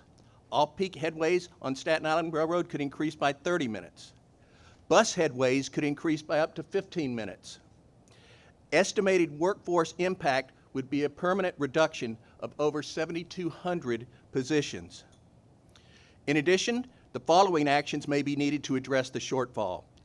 There could be changes to the accessoride program, such as increasing trips to feeder service and eliminating on-demand service, which could save us $65 million a year. On the commuter railroads, without $12 billion in federal aid, Long Island Railroad and Metro North could be forced to reduce service up to 50%. Again, this could be accomplished in myriad ways, but the example here would have these impacts. Reduced service frequency of 60 minutes on heavier ridership lines, branch lines, and 120 minutes on lower ridership branches and lines, eliminating service on one or more Long Island branches. This would save us about $160 million annually net of expected revenue losses. But the estimated impact on our workforce would be permanent reductions of nearly 850 positions. In addition, the following actions may be needed to address the shortfall. Delay the start of service into East Side access. If we delay it a couple of years, it could save us $250 million in operating cost. Closing ticket windows could result in the permanent reduction of up to 60 positions and estimated savings of $8 million annually. Elimination of west of Hudson service in New York could save $25 million annually in operating cost and avoid nearly $1.2 billion of capital expenses in the future. On bridges and tunnels, without $12 billion in federal aid, bridges and tunnels could be forced to change its toll structure and reduce staff, impacting regional mobility. Eliminating resident discounts would save over $65 million annually. Implementing peak period pricing could generate over $100 million annually. The estimated workforce impact is a permanent reduction of nearly 300 positions for a savings of $40 million, resulting in increased frequency of lane closures and potential facility closures to ensure safety. Delays in response time to non-critical incidents and less frequent customer-facing maintenance, such as painting or landscaping. Then less timely information for customer messaging, leading to travel delays. In terms of construction and development, there's potential project impacts. Without $12 billion in federal aid, MTA construction and development could be forced to pause the 2024 capital programs and affect certain very important projects. Potential projects that could be paused include 2nd Avenue Subway Phase 2, Penn Station access, 4 Bronx stations, additional ADA station upgrades, purchasing of the electric bus fleet, purchasing of new subway rolling stock, CBTC signal modernization projects, including the Lexington line, and the Long Island Railroad Central Branch electrifications. Now, there's other things that we could do, but really they're just cash flow management for the most part. But we will look at those because cash flow is going to be critical as we move forward. The potential expense deferral or wage freeze options are listed here. The first expense deferral is the payroll tax deferral. Underneath the CARES Act, we have the ability as an employer not to remit the payroll taxes on a payroll by payroll period, but to hold on to those and then to pay half of the amount at the end of next year and half of the amount at the end of 2022. Basically, it's an interest-free loan that is available to us. We have been holding that money back, and that is going to be additional cash flow for us. Then there's the possibility of deferring or delaying our pension plan contributions, both to NICERS, and also our contribution to the MTA-sponsored pension programs. Now, that does come with a cost because we can save the contribution, but that contribution will have to be repaid, and it will be repaid at the interest that we would have earned on that account had it been fully invested. You can see there the cost. So again, those are merely cash flow management items. With regard to the wage freeze, and this is a wage freeze on represented and non-represented employees, we could do it on a permanent basis. If that were the case, you can see the savings that build up from $58 million this year to $309 in 22 to $322 in 2024. If it were merely a postponement, so a wage freeze through 2022 and then a retroactive payment due the next year, you can see the results. So again, a cash flow benefit up front, but the retro would have to be paid in 2023, which would increase our deficits. MTA faces a $12 billion cash shortfall through 2021, which consists not only of the operating budget impacts reflected previously in the July plan, but also the loss of $1 billion just in 2021 that was to be dedicated to the capital program due to federal inaction on the central business tolling program. That is money that our capital program was counting on. That is money that will definitely cause us to delay capital projects. We need that money. We need that approval. Mr. Chairman, that concludes my presentation. I'm not going to say thank you, Bob, but before I open discussion and questions from board members, I want to emphasize 3 or 4 points. One, as we said before, we are not taking action today on any of these alternatives. There is no resolution before the board. Second, we continue to work on cutting costs. As Bob mentioned, in 2021, thanks to the work of my agency president colleagues, we have identified non-service and non-personnel expense reductions in 2021 of approximately $540 million. That's on top of $800 million of cost cuts already included in the financial plan for 2021. That work continues. Third, the actions we are outlining and discussing today are of the scope and magnitude necessary given the size of the pandemic-caused deficits.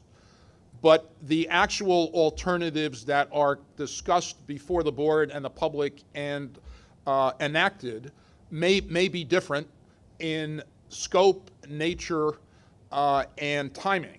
But we are $12 billion short, and that reality is not going away.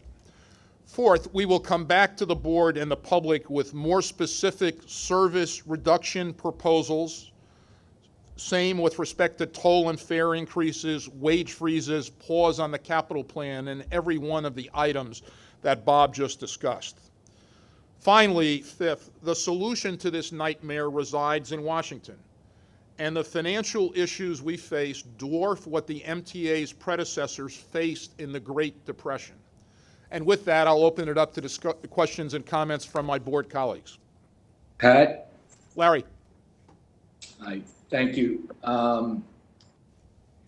Obviously, some of the information that Bob has spoken about has been shared with the board previously, and obviously things are not getting better from a financial situation. I mean, the reality here is, in addition to the federal government creating a nightmare for the MTA, they're basically, if they don't take an action to bail us out, they're going to bankrupt the agency. Because the reality is, forgetting whether or not any of us want to accept or agree with any of the reductions or cuts that Bob has laid out, and I don't think any board member wants to see layoffs, okay? Even as a last resort, we don't want to see that.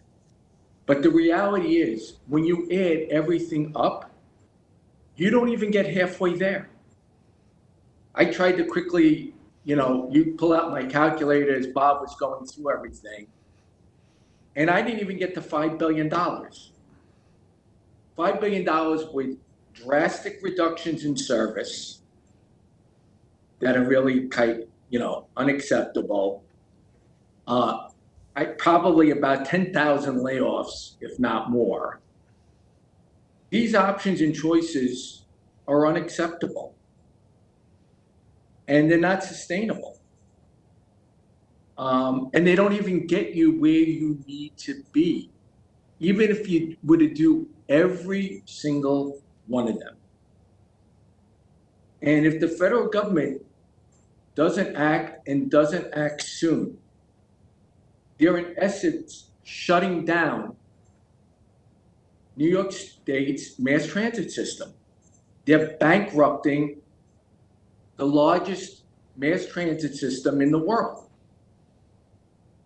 And I hope that every CEO in New York City and New York State is listening and watching to this thing, that every major New York City developer is listening and watching this meeting, because it's not just going to be the riders who rely and depend on this system.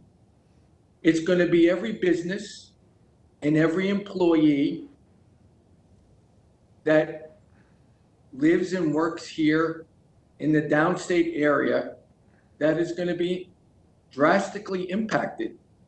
Our economic quality of life and way of life is going to be drastically impacted. Our ability to provide essential services is going to be drastically impacted. The only entity that can address this problem, the only entity that can solve this problem, at least on a short-term basis, 20, 21, maybe 22, is the federal government. And we have to keep the pressure on both the Senate and the House for them to come up with a solution that will include New York State and the MTA mass transit system, because as I said, whether or not you agree that some of these measures should be done as part of a transformation of the MTA on a long-term basis or on some level, we have a short-term crisis. We have to focus on the short-term crisis as well as not lose focus on the long-term transformations that are needed to keep the system healthy. But the bottom line is, you could do all these drastic, horrendous actions, and you don't even get halfway there. So, and again, the reason why I said I hope that the CEOs and developers, because they need to get on the phone and call their friends in Washington and tell them to get off their butts and to meet and to take action to help the people of New York State and the ridership of the MTA. Thank you. Thank you, Larry. Mr. Chairman? Yeah, I'd like to, Pat. Commissioner Mack, yes. I agree with Larry, and I also agree with what some of the comments were regarding an emergency gas tax for our region. I think that we got to do something just in case Washington doesn't hear our call. Okay. Thank you. Commissioner Zuckerman. Thank you, sir. Although I think, Frank, did you raise your hand beforehand? I don't want to jump over you. I did, but go ahead. Sorry, Commissioner Borelli. Neil, go ahead. Commissioner, you're Frank, next. I'll go after you. Okay. I agree with Commissioner Fleischer's comments about we need help from the federal government. I think that's obvious to everybody here and in New York that we need help, and without that help, we're not going to be able to move forward and protect our employees and more important, and as important, our customers. Pat used the word horrific. It's really not strong enough. I mean, this is catastrophic. I mean, for Rockland County, page 7 at the bottom, eliminating west of Hudson service in New York. This is an absolute elimination of MTA services for Rockland County and counties north of here. I don't understand why Rockland County would even be part of the MTA if there was no longer services provided to the residents of this county. Currently there's a $40 million value gap between the monies we pay in and the services we get back. I understand the need for cuts. I understand the need for reductions. We will have to pitch in on this, and quite frankly, I think we need to get more creative and find ways to do that. I just simply want to state that Rockland County is not going to accept what's being proposed as part of the fix or the solution at the end. And I'm hopeful that we can work together to make sure that never happens and that we continue to provide services to those here in Rockland County, because as much as we're sitting here saying we're not getting help from the federal government, you're actually right here. We're doing the same thing to a part of our region, which is Rockland County. We're not getting the money from the federal government. They're the bad guy, which they clearly are here. But let's not be the bad guy for the citizens of Rockland County, who I represent. And I've already spoken with the county executive on this issue, and he is outraged is a mild statement. So I appreciate how we can work together to make this not happen. Thank you. Thank you, Commissioner. Commissioner Zuckerman. Thank you, sir. So my favorite part of Governor Cuomo's father's speech in 1984 at the Democratic Convention was when he said, "So here we are. So here we are." It was this wonderful pause he created between setting the problem statement and what we're going to do about it. So here we are. I mean, in many ways, it doesn't matter how we got here. David Jones has been talking about our debt levels in every board meeting since I met him several years ago. And we still went that direction. But here we are. And I know the solution that you, Pat, and the governor's office, I'm sure, and Rob Mohique and others have been pounding the table from the federal government is the most viable, most appropriate path given the challenges that the state and the city face. I understand that, and I do appreciate all you're doing. And what Bob clearly shows us that when you reduce New York City Transit by 40%, ladies and gentlemen, 40% reduction, you only generate $880 million in savings. That just shows you what an incredible fixed cost we have here. Think about that. New York City Transit takes up most of our cost ex debt, and we can only save $880 million by cutting it by almost half. That just tells you the difficult situation we're in. But here's my concern. My concern is that the federal government is a path. It is clearly the most viable path. It is not the only path, and we cannot rely upon it. Now, I'm on this board as a fiduciary of the MTA. I think of my role not as any constituency. I'm here as a fiduciary to protect the institution. At least that's what I think I'm supposed to be doing here. And I need us to think about contingency-wise, whether we talk about it publicly or privately, how we are thinking about the other levers we have available to us. I am sure I'm not the only person in this group who thinks about 1975 and thinks about Abe Beam, fretting about, unsure what to do when bankruptcy was imminent.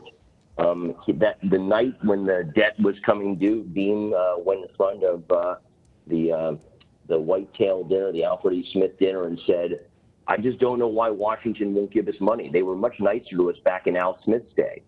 So the federal government didn't give us any money initially, and you all know what the Daily News put on the cover of that newspaper that week when Ford spoke. So I urge us, in parallel to the effort you're taking very thoughtfully, Pat, on the federal government, to think about what Governor Cuomo, the first Governor Cuomo's predecessor did, Governor Kerry, and demand that we figure out, to Larry's wonderful point, and I agree with you, Larry, I told all my CEO clients, I had 2 CEO client meetings this morning, I've already told both of them, I got this important call to make sure your employees can come to work. So I think the businesses, I think whether it's Frank's county exec or mine, the municipal governments, the real estate owners who have benefited for decades, Mr. Mack knows this quite well, who have benefited for decades by our growth, the unions, both directly through their wages and through their pensions, the bondholders, the banks. We have many people, many constituencies that came together in 1975 to save the city. Where is our Felix Royden? Where is our Dick Ravitch? Where is our Al Shanker right now that we need? Because the federal government, maybe they'll come through, but maybe they won't, and we've got to have an answer. So that's my plea, ladies and gentlemen. Thank you. Thank you, Commissioner. Before I call on Commissioner Glucksman and please others, Neil, you raised an interesting point talking about the city's near-death experience with bankruptcy in 1975. Just to size it, we talked about the Depression at the beginning. I'll note that the New York City deficit in 1975 was $5 billion. We're talking about 12. Now, granted, it's 45 years later, but it gives you some sense of the dilemma we face. Commissioner Glucksman. I don't know how I can beat my predecessors in who spoke so eloquently about this, so I'm going to be very brief. There being no Orange County rep right now, I want to speak up for our customers who also ride the Port Jervis line in addition to the Pascack Valley line. I'm sure when the news of this goes up to the Orange County executive, he's not going to be too happy to hear that his service is being threatened, and I hope it is not. Thank you. Ed? Yes, Commissioner Law and Commissioner Lynn. Okay. Thanks, Pat. I will get everybody. Kevin. Yeah, my hand is raised as well, Pat. After Bob, Lynn, Andrew. Kevin, back to you. Thanks, Pat. To say that Bob's report was sobering is an understatement. We are about to see the worst train wreck in the system's history that no level of positive train control will help us avoid. But rather than hearing about the potential cuts to the Long Island Railroad are terrifying. But rather than us pitting each region against suburban systems versus the subway systems, we as a board need to stand united. The ball is in the federal government's court. That's where our focus should be. That's where our pressure should be. Let's not pit each region against each region. Thank you. Thank you, Kevin. Commissioner Lynn and Commissioner Alpert. Thanks, Pat. Let me start by acknowledging the extraordinary work on the TA health and safety that Pat Warren talked about and his team of supervisors and line workers. The daily TA virus illness rates have gone from just extraordinarily off the charts in March and April to lower in May, and as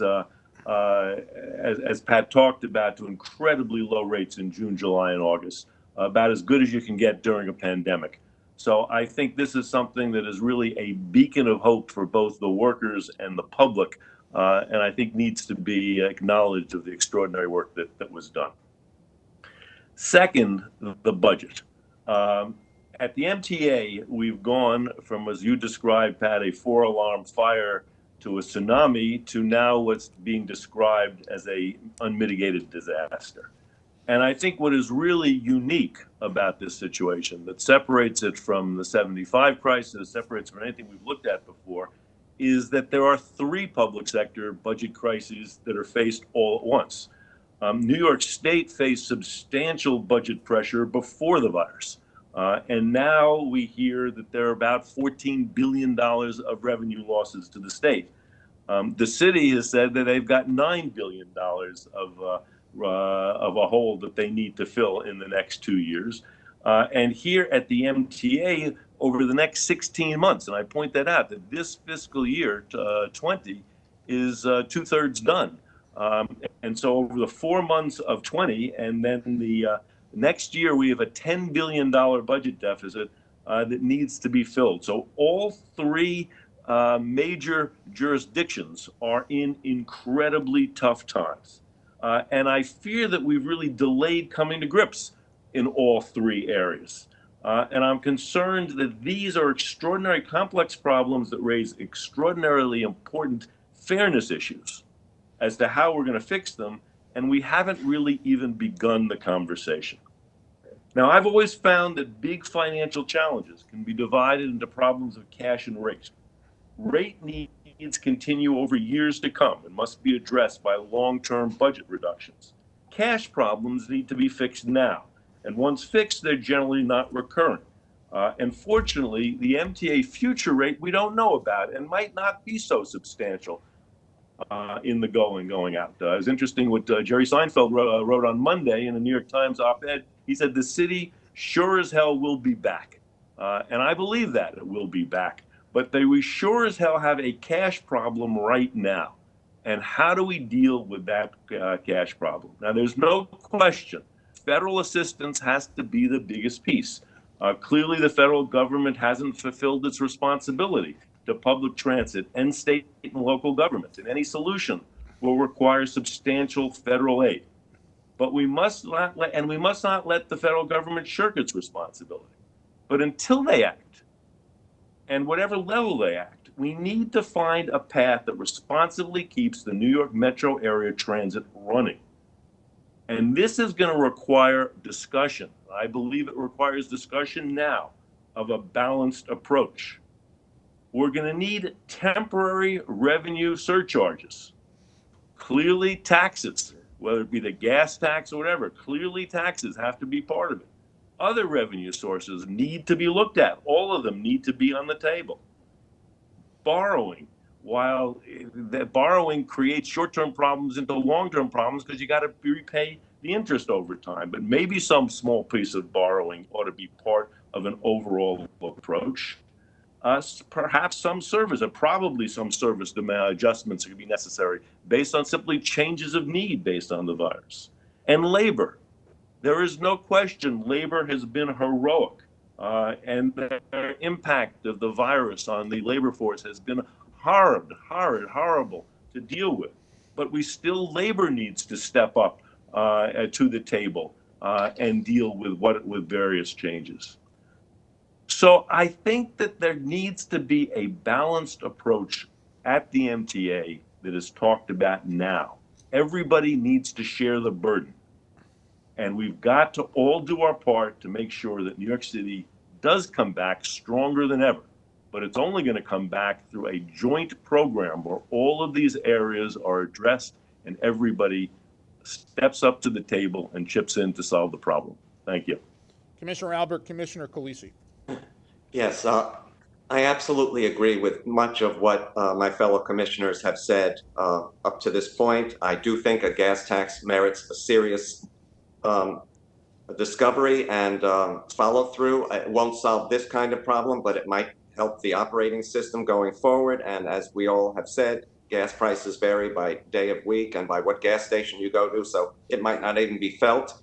It would actually be good for drivers because it would take a few cars off the road because the mass transit system could survive. And let's face it, the New York way of life is at stake right here. The ability to go out and get on a bus or train and get where you need to go. This should not be lost on Wall Street, on real estate, and the other thousands of employers that have thousands and thousands of employees who rely on this miracle of a transit system, which other cities envy and could not even hope to build.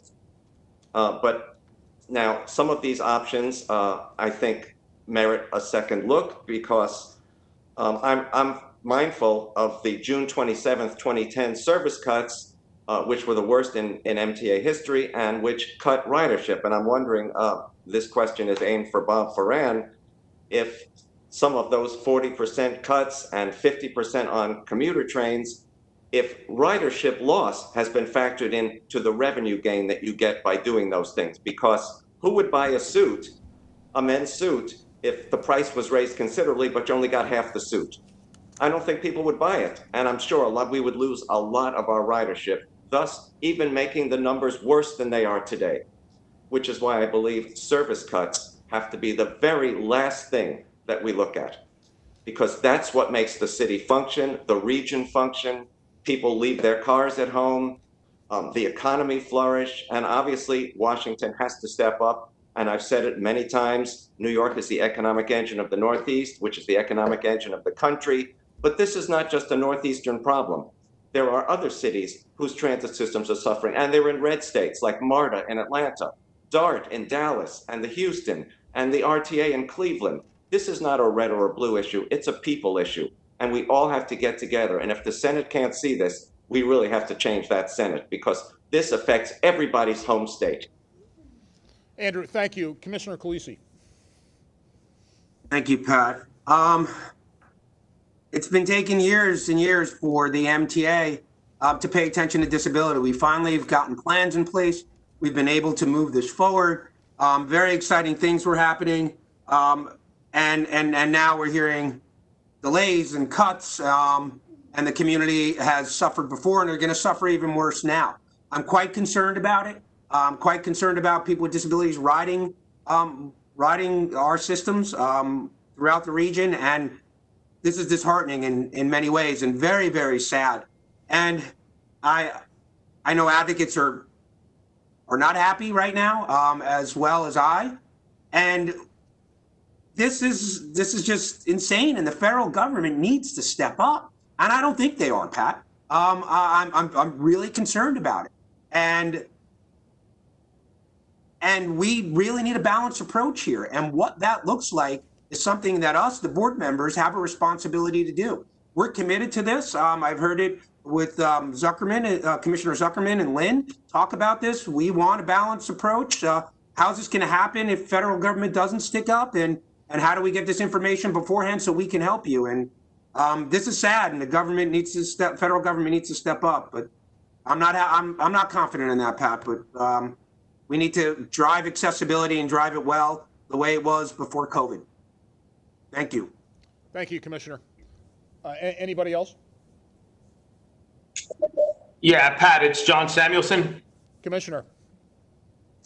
Yeah, so, I mean, it's pretty clear, I think, to everybody that reducing capacity to this degree is going to it's going to run the risk of actually destroying New York City, and certainly destroying the MTA system. The whole argument playing itself out on social media, which Bob Lynn touched on, about whether New York City is dead. This is going to ensure that New York City is dead, and Jerry Seinfeld himself is not going to be able to refute it. It's an absolute betrayal of riders, frontline workers, everybody involved with the MTA system. Now, I would say that the MTA should not even contemplate, as has been mentioned a couple of times here, thinking that organized labor, particularly the TW, is going to participate in any kind of concessionary element here in order to fund the deficits that you're talking about. We've paid with blood. The TW alone has just under 100 fatalities. To come and ask us to step up by opening up our contracts or by bargaining in some concessionary fashion is just utterly unthinkable. And the notion that you would come, which some members of the board think they may think is appropriate, that you would come to ask the workers that just put their necks on the line by being on the front line of this fight against COVID-19 is ridiculous. That we would fund an epic failure that's really come to light during COVID-19, obviously. But this is kind of also years in the making, and we've had nothing to do with this, and we're not going to participate in a bailout off of our backs and off the livelihoods of our families. I understand that the federal government needs to step up, but it's not our problem, and we're not going to step up, and we're not going to open up our contracts. I just want to make that clear. And by the way, I want to just say say for the record that before you lay a glove on any member of the TW, any member of the Transport Workers Union, or any frontline worker for that matter, you got a lot of high-priced consultants floating around there. You got a lot of profiteering contractors walking around, and get rid of them. And I want to say, you know, you brought in these two Canadian guys. I still have no idea what they do. It's an appropriate question, and it goes along with the other high-paid bosses that you're hiring. All of this stuff needs to be looked at, just as a matter of principle, before you lay a glove on any kind of frontline worker. And I think we're in the same boat as Rockland County. We have the same position as them. We're just not accepting this. Thanks. Anybody else? Can I, Vinny Tessitore? Vinny, please. Yeah, so real brief. I mean, John hits it on the head over and over again, and the bottom line is this: you know, clearly, if any essential workers are put at risk after what they've gone through, we know that we need a bailout, and labor is working as hard as anybody that's on this call at trying to advocate for the funding that's needed. But again, the workforce is really on edge at this point, obviously, and by the end of today, what they're going to read about and hear about is going to make things worse. And if any essential workers who have put themselves at risk and continue to do so each and every day are at risk, there will be labor unrest at this agency that we may really struggle to recover from. So, you know, the city, you just heard from John, the Long Island is in the same boat. We have to come up with any other way, including a lot of the things that we added that we may not have needed to add before we consider anything. And it always comes back to the transformation end of it. You know, I'm not looking to point fingers at anybody, but this MTA is being transformed, whether we like it or not, by COVID-19. So it's working its way through as we see, and we have to prioritize the frontline workers who are still out there at risk. Thank you, Commissioner. Yeah, Pat. Commissioner Brown. First of all, obviously, I want to associate myself with what my brothers Tessitore and Samuelson have just said. And I do have a couple other angles that I want you to consider as well.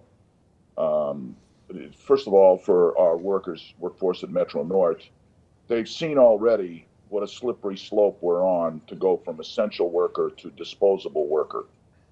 And as you cut the service, there's several diseconomies that associate with cutting the service. And one of them is obviously less service will be more crowded trains. And one of the things we've depended on financially over the years has been crowded trains. Crowded trains are efficient in terms of fare box recovery ratio, and this was a agency that was very dependent on fare box recovery ratio. Now the catch is, of course, the crowded trains discourage people to come on the train because now it's in the post-COVID era. The crowded trains have a different sort of balance than they used to have. Now that's part of it. Now when it comes to the workforce, there are people in the workforce that when you cut them will not come back. You will lose that portion of the workforce. I'm not saying it's everybody. You're going to furlough people. People are going to have rights to return. These are good jobs, but you're going to lose substantial talented people. And I suppose will be talented managers you will lose as well because of this. And then also there's a factor that as Brother Samuelson and Tessitore spoke to in a moment ago, there will be a high level of bitterness among the remaining workers as a function of having gone so quickly from being essential worker heroes to disposable workers on a street.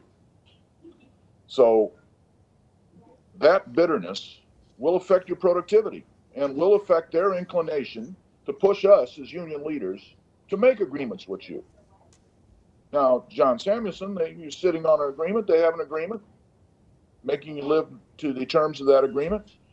A lot of our agreements are open. And that creates a substantial amount of anxiety and pressure on the union leaders and union members as well, to protect their interests and their future on the railroad. Thank you very much for your presentation, and we look forward to working with you in the future. However, the way we're going now, it's down a road of confrontation, and it's not a road that we like to take. It's not a road where we expect a good exit. Thank you very much. Thank you, Commissioner. Pat? Commissioner Lacewell. Thank you, sir. The federal government is directly responsible for the situation that we are in, and not just because the Congress is not providing the funding. The federal government did not manage this public health pandemic. That is why we had to shut down. That is why our economy has been so adversely affected. And it's not just they didn't fund us. They have an obligation to step up because they created this situation, the federal government. And we have 3 crises in this state: the public health crisis, the economic and jobs crisis, and the racial justice crisis. These are all connected to each other. We all know Black and brown communities were more adversely affected by COVID. We know that they are more adversely affected by the economic damage. And we know that these things are connected also to the cry for justice with respect to race relations in this country. And it is an abomination that the federal government does not step forward. And if the federal government wants to repair the economy and get people back to work, as they claim they want to do, New York is a key engine of that economy. And there's no question that the MTA, including the subway transit bus system, is vital to that. So my comment would be, let's put the energy where it needs to be. And everybody should be stepping up to exert pressure on Washington, whether it's the business community, the financial community, the unions, the local electeds, everybody else who's been mentioned, because we don't have any magic potion or bullets for this. It is the federal government who created this problem, and they're the ones who need to fix it. Thank you. Thank you, Commissioner. Anybody else? So I want to make a closing comment here, and I want to speak to the balanced approach, which it's hard to be against the balanced approach, but I think we have to be quite careful. One difference between this fiscal crisis and New York City in 1975 is worth noting. In 1975, the city was broke, the state was solvent, the federal government was solvent, and the business community, for the most part, around the region, around the nation, was healthy. That is not the case now. The city of New York has substantial fiscal issues, the state of New York has significant fiscal issues, and so do the other 49 states. And obviously, despite the fact that the stock market is at record highs, 20% of our neighbors are unemployed, the actual rate, taking into account minority communities, may be even higher. But the point is, while we ought to be agnostic as to where the revenue comes from, the reality is today the only solvent agency that can come, instrumentality that can come to the rescue, is the federal government.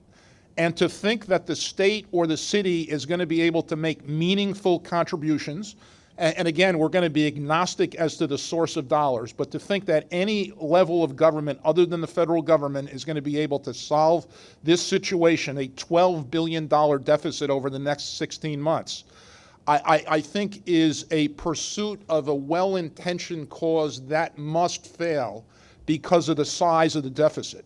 At the end of the day, it is only the federal government can solve this issue. And Commissioner Lacewell's points are exactly right and well taken across the board. This is a national and international crisis. The federal government exacerbated it, and only the federal government can come to the rescue of the MTA, and I think it's important we recognize that. Having said that, if there are other sources of funding, the MTA will be provided. The MTA will be agnostic and welcome every dollar. Any other comments on this issue before we break? All right, good. I thank everybody for your attention. Obviously, this is going to be the issue that we're going to be discussing in the weeks and months to come, and literally the survival of the MTA lies in the balance. Thank you. Do I have a motion to adjourn? Second. All in favor? Thank you. Aye. Aye. Thank you. Thank you.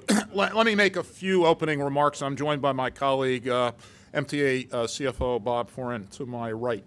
A couple of things. One is no one at the MTA in management, any of our 70,000 employees or anybody on the board wants to take any of the actions that we outlined today. No one wants to cut service. No one wants to eliminate the jobs of anybody in the organization, including our operating colleagues who were heroes during the pandemic, which I'll note is not over. And we are incredibly respectful of the distress that the discussion of these alternatives, which was necessary today, but we're incredibly respectful of the distress that the mere discussion of these alternatives causes in our employees and our customers, and the extreme distress that they would experience were we to have to enact these any of these actions.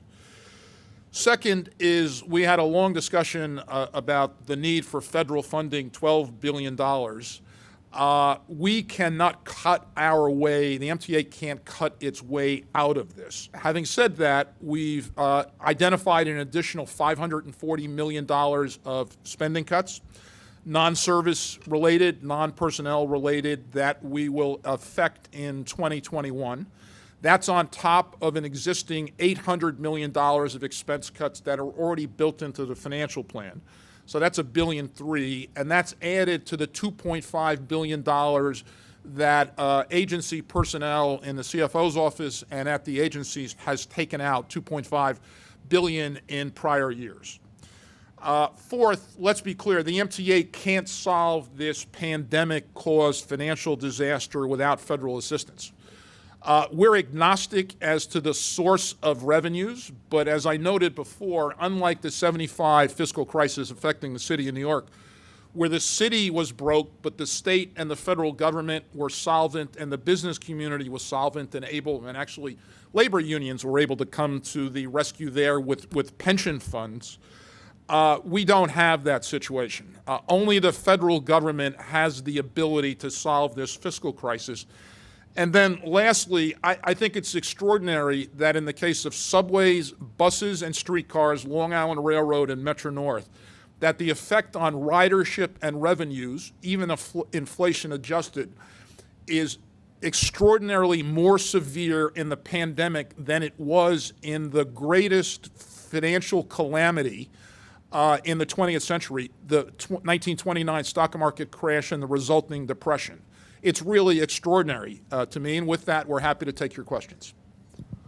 And the first question today will go to Andrew Siff of WNBC. Looks like he's rolling through New York City once again. Andrew. Just need you to unmute the controls, please. Okay, you hear me now? We do. You got to tell that Uber driver, Justin, to manage the tech for you. Okay. So the question for Mr. Foy is, when would riders experience these service cuts and reductions? You've been talking about a storm and a tsunami for months. You've been talking about the $12 billion hole for months. But I think the riding public doesn't have any sense of when this would hit them. So when would you have to wait 8 more minutes for a train? When would you have to wait 15 more minutes for a bus, and when would the 7,200 job cuts take place? So, Mr. Siff, my hope is that it doesn't occur. And my hope is that we get $12 billion in federal financing to take us through the rest of 2020 and 2021. That is our goal.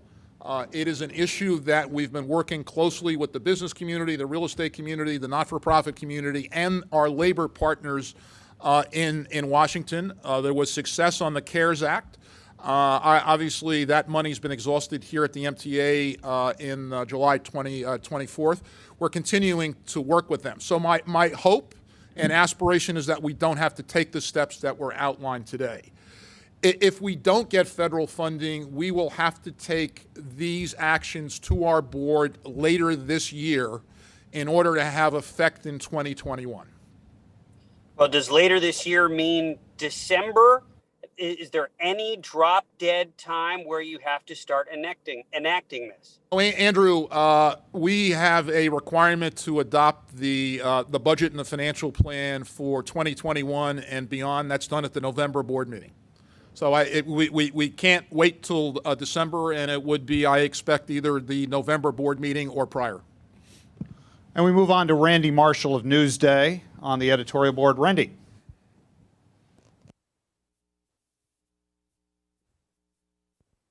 Randy, just need you to unmute. Okay. Hi, guys. Thanks. To go along with Andrew's question, specifically on the Long Island Railroad cuts, what are you thinking in terms of which cuts come first, which cuts come second? And when you talk about full branches being cuts, do you have any particular branches in mind? So again, Randy, our hope is not to have to take these steps on the subways, on buses, Staten Island, Long Island Railroad, and Metro North. As I said, what we described today was the scope and the magnitude of the changes, the reductions in service that we might have to make, and no one wants to go down that road. But the timeline that I just described in terms of taking it to the board later this year and having to have a financial plan in place for 2021 considered and approved by the board at the November meeting applies in this case as well. Do you have specific branches in mind when you talk about cutting a Long Island Railroad or more than one Long Island Railroad branch? We don't. Again, we are scope and magnitude today. We're continuing to work on these and refine them with a view towards minimizing customer convenience. And clearly there's going to be customer convenience and disruption. And no one wants to go down that road, and it's going to be traumatic for customers and especially for our employees. We'll continue to refine that. We're not going to speak to specific branches, bus routes, or subway lines.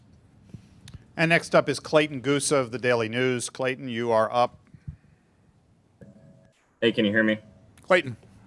Hey, can you give us a little bit more detail on the $545 million, I think you said it was, in non-service operational related cuts that you're looking at for next year that you've already planned? What's the scope of those? What's included? Sure, it's $540 million. Every part of the agency, including headquarters, it's primarily comprised of three categories. One is reductions in overtime, significant reductions in overtime. Second is reduction in consulting contracts. And third, other non-personnel and non-service related cuts. I am incredibly grateful and proud of the work that the agency presidents and their teams did. We gave them unreasonable goals and unreasonable timelines, and their smart, creative responses are unbelievably appreciated by everybody here, and frankly, customers don't know the details, but our customers should be as well. The other thing I'll say, Clayton, is that work continues, and I have every expectation that when we're done, it will exceed $600 million for sure. But we're continuing to work on it and continuing to reap more savings, and those steps would be put in place some this year and then beginning of 2021. Two quick follow-ups. Sure. I mean, what consultant contracts are we talking about? What do they do? What do you rely on them for? Are you going to bring that work in-house? Like, can you give us a little bit more detail, particularly on the consulting end of this? Sure. A big international consulting firm had a contract worth tens of millions of dollars. We haven't signed it. We've put it on pause. There are some we've terminated. I think what we will do is in the days and week or so down the road, we'll provide more detail on that. As I said, the 540, I have every reason to expect that when we're done, it'll be north of $600 million. And it's an incredible achievement in a relatively short period of time. And hats off to the agency presidents, to Bob Foran, Mario Peliquin, and everybody at the agencies, agency CFOs that's contributed to this. Have you considered any salary cuts to yourself or any of the MTA's highest paid employees who make hundreds of thousands of dollars a year? The answer is yes, and that will be, as I've said before, that'll be part of the mix. Absolutely. Next question is Dan Rivoli from New York One. Dan? Hi. You're saying the MTA can't cut its way out of this, but cut you threaten to do. Is this a political maneuver by issuing this scope, this doomsday plan and scope? And do you think you have the votes on the board to go through with it, or do you think the board members who want the balanced approach, one, do they have a point, and two, are they going to prevail at the end? So the answer to your first question is no, this is deadly serious. One doesn't talk about reducing subway bus service by 40% or 50% on the commuter rails. That's deadly serious. Unfortunately, these are the types of drastic, draconian actions we have to take as a result of pandemic-caused financial losses. So we are deadly serious. Look, I spoke about the balanced approach, and it's I don't think it makes sense under this circumstance. Having said that, we're agnostic as to sources of revenue. We are realistic about the city's financial condition. We're realistic about the state's financial condition and the financial conditions of the other 49 states, all of whom are going to be looking to the federal government for help. However, the federal government is the only agency, the only instrumentality of public purpose and policy that has the ability to deal with the issues across the country. But here at the MTA, it is only the federal government that will be able to solve this. Well, Commissioner, sorry, Dan. Commissioner Lacewell's comments are exactly right. This is an international and a national crisis. It was exacerbated by federal action and inaction, and it's incumbent upon the federal government to solve it. I mean, to follow up, I understand the financial restraints states and localities are in, but this is more than just a blank check. Why is it so insurmountable that the only way out of this is aid? Why can't everyone pull together and come up with a plan that is more than just having an entity write the MTA a blank check? Well, first of all, it's not a blank check. Let me explain to you the way the CARES funding worked and the way I expect any additional federal funding would work. One, the MTA was the first public transit agency in the country to exhaust its financing. That's a thank you to the FTA in Washington and the FDA here in New York, one. Two, our need was greater. The decline in revenue that we experienced as a result of the fact New York was the epicenter of the pandemic led to extraordinary losses in revenues on the fare and toll side. Obviously, tolls have recovered in large part, and the decline in subsidies. And every week or two, we would go to the FTA and say, we expected to have $100 of fare and toll revenue on April 1st. Obviously, it's multiples of that. I'm using that as an example. And we didn't have $100. We had $40. And after having proved that, we would get reimbursed by the federal government. That's the way, that was perfectly acceptable to us. We exhausted the funding first. We have every expectation that the federal government will have disciplines and checks like that in place. And we operated successfully in terms of being able to demonstrate our losses. We'll be able to do that going forward. There's no blank check here. And moving on to Steve Burns of CBS 880 Radio, who's been talking about transit since well before dawn this morning. Steve. Tim, thank you very much. I was kind of struck by, I believe it was Larry Schwartz, who said this won't even achieve half getting the MTA out of half the deficit that it needs to be taken out of. And ultimately, what is the purpose of floating these cuts and reductions if you're still left with most of the problem still in your hand? What happens to achieve all of the cuts that you need to get to here? Well, Steve, I guess taking your theory and taking it to the absurd, right? We should just sit on our hands and wait for the federal government to come and not cut $540 million of consulting and overtime expense, and shouldn't do anything to reduce the size of the problem. That's not a responsible approach. It's not one, obviously, that's going to be welcomed by any funders, including the federal government. We've got a responsibility to do something. What the conclusion of the cuts is that we cannot cut our way out of this. We're going to do everything we can to reduce the size of the issue for the MTA, the size of the challenge for the MTA, and for the federal government. But without federal funding on the order of the $12 billion that we discussed, we're not going to be able to get out of this box. And that's disaster. And I was also struck by the almost political infighting that's already begun. We heard from the Rockland and Orange reps about west of Hudson service. We heard from John Samuelson that he wasn't going to give any concessions on the union side. How concerned are you about kind of the infighting that may result from such drastic actions here? Well, look, it's not surprising to any of us that given the draconian steps that we outlined, that people in every part of the MTA service territory, from customers in Rockland County to subway customers to people on the Ronkonkoma Long Island Railroad platform to people waiting at White Plains Station to people waiting for an accessoride car to colleagues in Rockland County to labor leaders and their members, that there is dissatisfaction all around. That's completely understandable. As I said at the beginning, these are actions we do not want to take.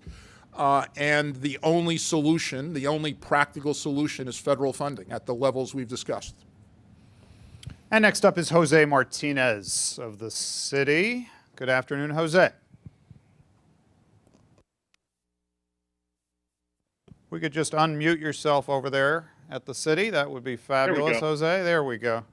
Got it. Hi, Pat. The MTA's real estate holdings, which are significant, is there anything that the agency can do with them in terms of finding some way out of this hole, or is that even just chump change? We're looking at everything. We are looking at reducing the amount of space that we use, and see whether that can free up properties that could be that could be monetized. Those things are being looked at by Jano Lieber and his team in a serious way. All right, next up is Danielle Moyo of Politico. The thing I'd add is when we say everything's on the table, we mean everything's on the table, including disposing of real estate that we can figure out a way to make it surplus in whole or in part. Danielle.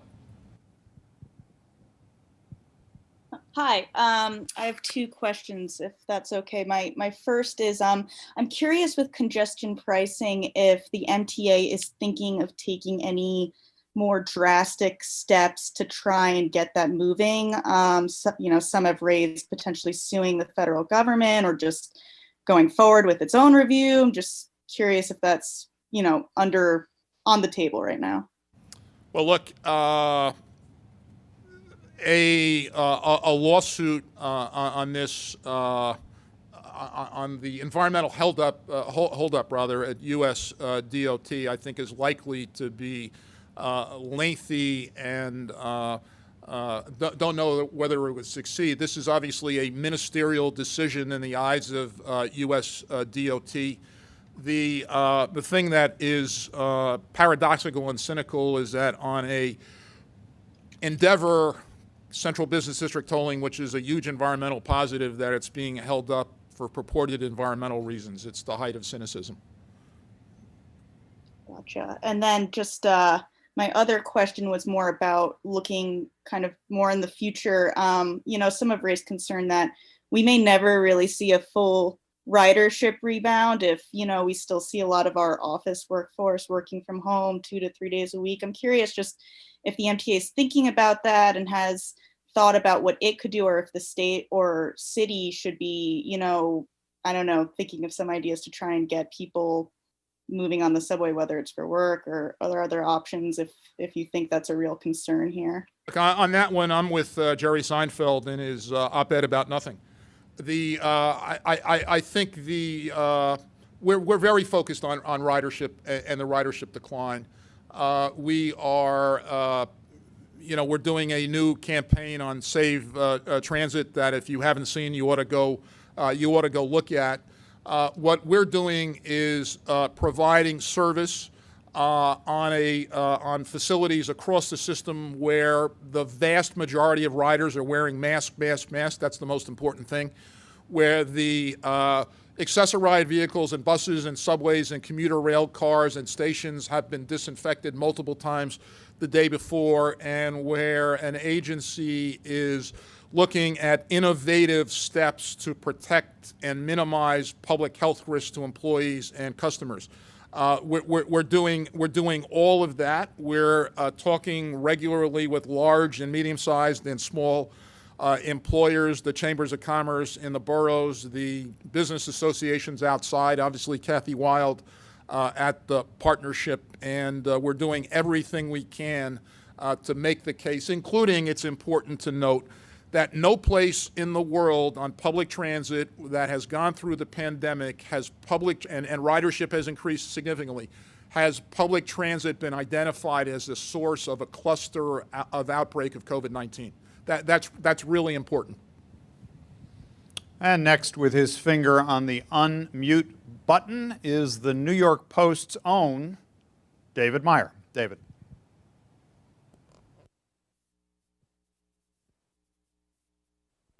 Evidently, his finger was on another key. If you could just hit the one that says unmute, David, we'll all be able to hear you.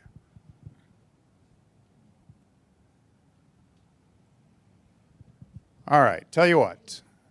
Look for that button while we go to Alfonso Castillo, who is at Newsday, with his finger on that unmute button. Alfonso, go ahead. Hello, thanks for doing this, as always, Pat. A couple questions. I know you said that you're not ready to discuss specifics about the LIR's potential service cuts, but talking strategy, I know the document says that the busiest lines would have service reduced to hourly, less busy lines every 2 hours. So is it a fair assumption that the lines with the lowest ridership, West Hempstead, Oyster Bay, Greenport, would be the ones that would potentially be eliminated? So, Alfonso, that's a not unreasonable scenario you've described. We're not in a position to speak to it because we haven't made those decisions. And as I said, we've got a number of priorities, and one of them, recognizing this is going to be incredibly disruptive for customers and employees. If we have to go down a road we don't want to go down. But we haven't made those decisions, and we'll be looking at all of those issues as we continue this analysis.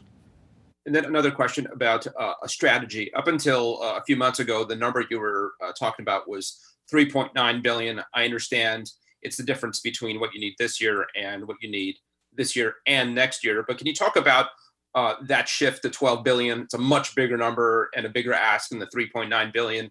It even caught Senator John Liu off guard yesterday at the hearing as an unusually high number. Why go for that much rather than just what you need this year?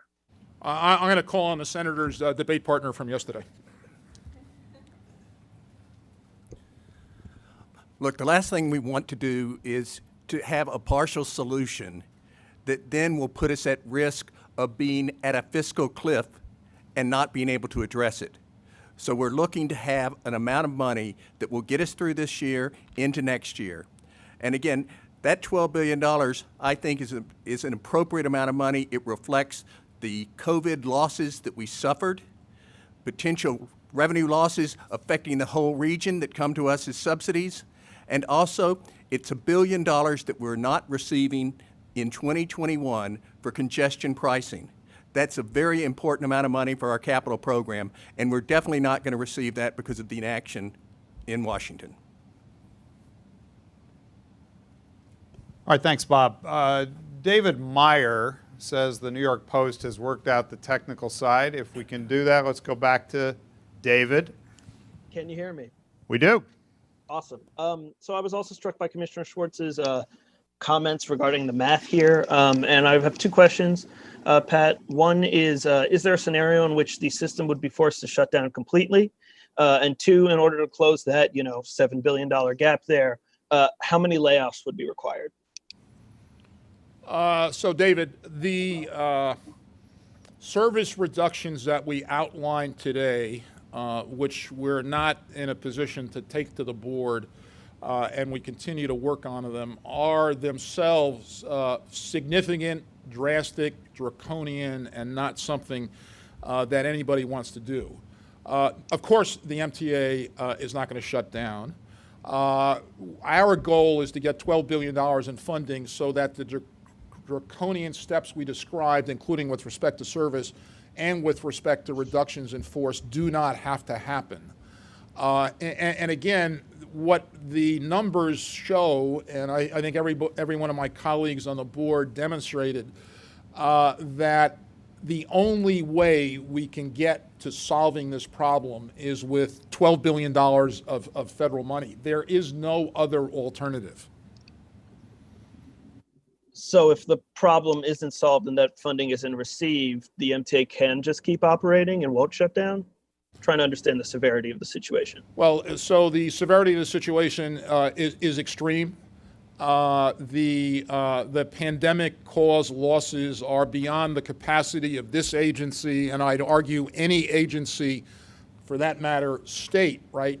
The MTA's deficit is higher than 90% of the states that participated in a survey with respect to their deficits. 90% of the states in 2020 and 90 or 89% of the states in 2021, according to that survey. There's no higher level of severity or emergency than the situation we're in. And next up from Streets Blog is Dave Colon. Dave, good afternoon. Oh, it's a great afternoon.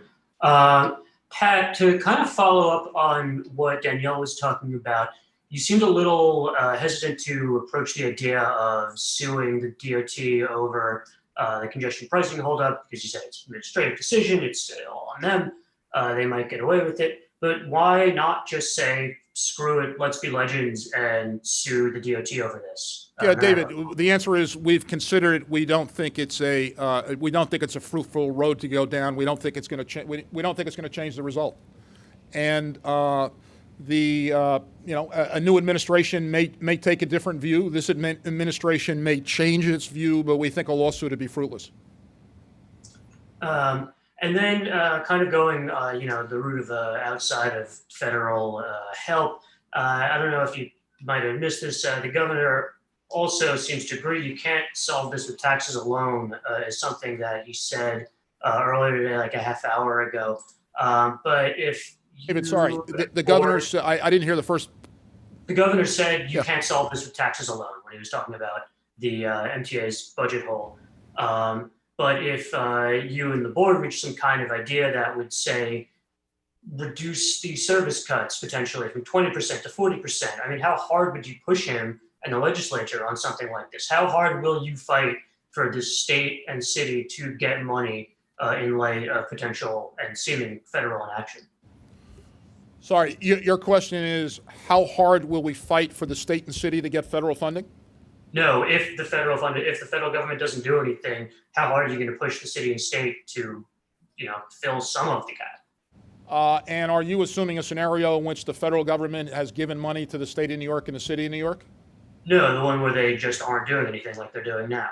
So if we can go from, we have 40% service cuts on the table right now. If you can get it down to 20% service cuts, are you going to tell them you have to do this and we're going to not get off your back until you're willing to go along with us on this, on a gas tax, a sales tax, something? So David, I noted before, and this is a kind of a major difference in the environment, right? In 75, when the city went broke, it was as a result of city overspending and lack of discipline, right? but the state was flush and the federal government was flush, and the business community, it was a difficult time, but the business community had money and the union pension plans came to the rescue. There's no solvent government, frankly, in America right now, right? The state and the city effectively have no money, and the state faces a $15 billion deficit. And I don't know exactly what the latest New York City number is, but the city's talking about laying off 29,000 people. In that situation, the only place to go for funding is federal funding, because the state and the city are themselves seeking federal funding. And next up is Michelle Caskey of Bloomberg. Michelle. Hello, thank you for this press conference. I was hoping you would be able to give us an update on your liquidity. What's the amount? What is that made up of? Especially after the loan that you guys were able to take out last week, and with the Fed. And also, at what point have you mapped out when exactly you will run down that liquidity, given that you're losing $200 million a week? So the last liquidity that we disclosed for the last offering, it was $5.8 billion. About $2.6 billion, $2.5 billion is in the general cash account. About $1.2 billion is what we call flexible monies. These are monies that have come through various transactions available primarily for our capital program, but which can be made available for operations, being loaned for operations.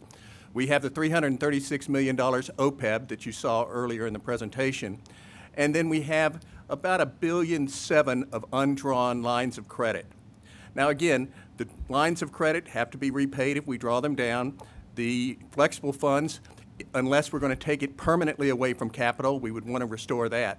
But basically, those are the funds we have. Now, we are drawing down about $200 million a week, but as you saw, we do have plans this year, about $1.1 billion, $1.2 billion that we presented. And that's, again, what would be available from cost reductions, OPEB that we would use, and also using the lockbox monies. So you could get through this calendar year, you're saying, even if the federal government didn't allocate more aid? Well, getting through this fiscal year is not what we intend to do. Right. With that, we are looking for solutions, long-term permanent solutions, but we do have liquidity. But again, the idea would not be to completely draw down our liquidity without any solution, a viable solution on the other side. We're going to move on to Christina Goldbaum of the New York Times. Christina.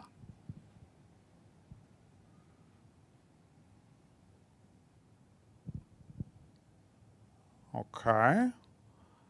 How about we move one more time to Paul Burton of Bond Buyer, and we will sort the rest. Paul.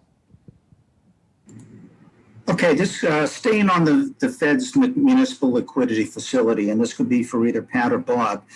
You folks got a better deal than Wall Street last week, but the rates were still high, and I'm wondering if there's been any discussions with maybe, say, Senator Schumer about getting the Fed to ease the terms a little bit further, which could provide a smidgen of relief not only for the MTA, but for some of the other transit agencies around the country that may consider joining this program. So, Paul, I'm not smart enough to answer that question, and I'm going to refer it to Bob, but there are 2 points I do want to make. One is the MTA wants to express its gratitude to 2 people on the MLF. One is Senator Schumer for advocating with the Fed that agencies like the MTA be included, and second, Governor Cuomo for designating us as one of the 2 revenue bond issuers in the state of New York eligible to use the MLF, and then I'll defer to Bob for the rest. Well, as you know, the Federal Reserve lowered the MLF rate by 50 basis points after there were questions raised about the level of that rate. Whether they choose to do that again, I don't know. But I will tell you that the flexibility that program offers, the fact that you can actually repay that if you need to at any time, There's no penalty to repay it. And the fact that it's a 3-year facility, we find attractive. So again, the Federal Reserve personnel were very easy to work with, and it's a program that we find very responsive to our needs. And we're moving on to Paul Berger of the Wall Street Journal. Paul. Hi, Pat, can you hear me? Yes, Paul. Hi. So I was just wondering, during the pandemic, the MTA has maintained almost 100% service level wherever possible in order to allow riders to practice social distancing and obviously to try to prevent the spread of the virus. These enormous service cuts that you're talking about, if you enact them, then isn't that going to lead to crowding on subways and buses and to the MTA actually making the pandemic worse? So the answer to that is no, Paul, but the thing is your premise, I think, is faulty. We have not maintained 100% service throughout. And for instance, indeed today, Metro North is running 60% of service for 17% of customers. Sarah, do you want to speak to subways? Level of service you're running for 25% of pre-pandemic, forgive me. Sure, absolutely. We're still running full service, and I would say we're running full service on subways, and we're running other than the overnight shutdown from 1 to 5, and then on buses we are running all the service that we can with the operators who are available, which is mostly full service. Every now and then we miss by a bit because of an operator shortage. That's where we are.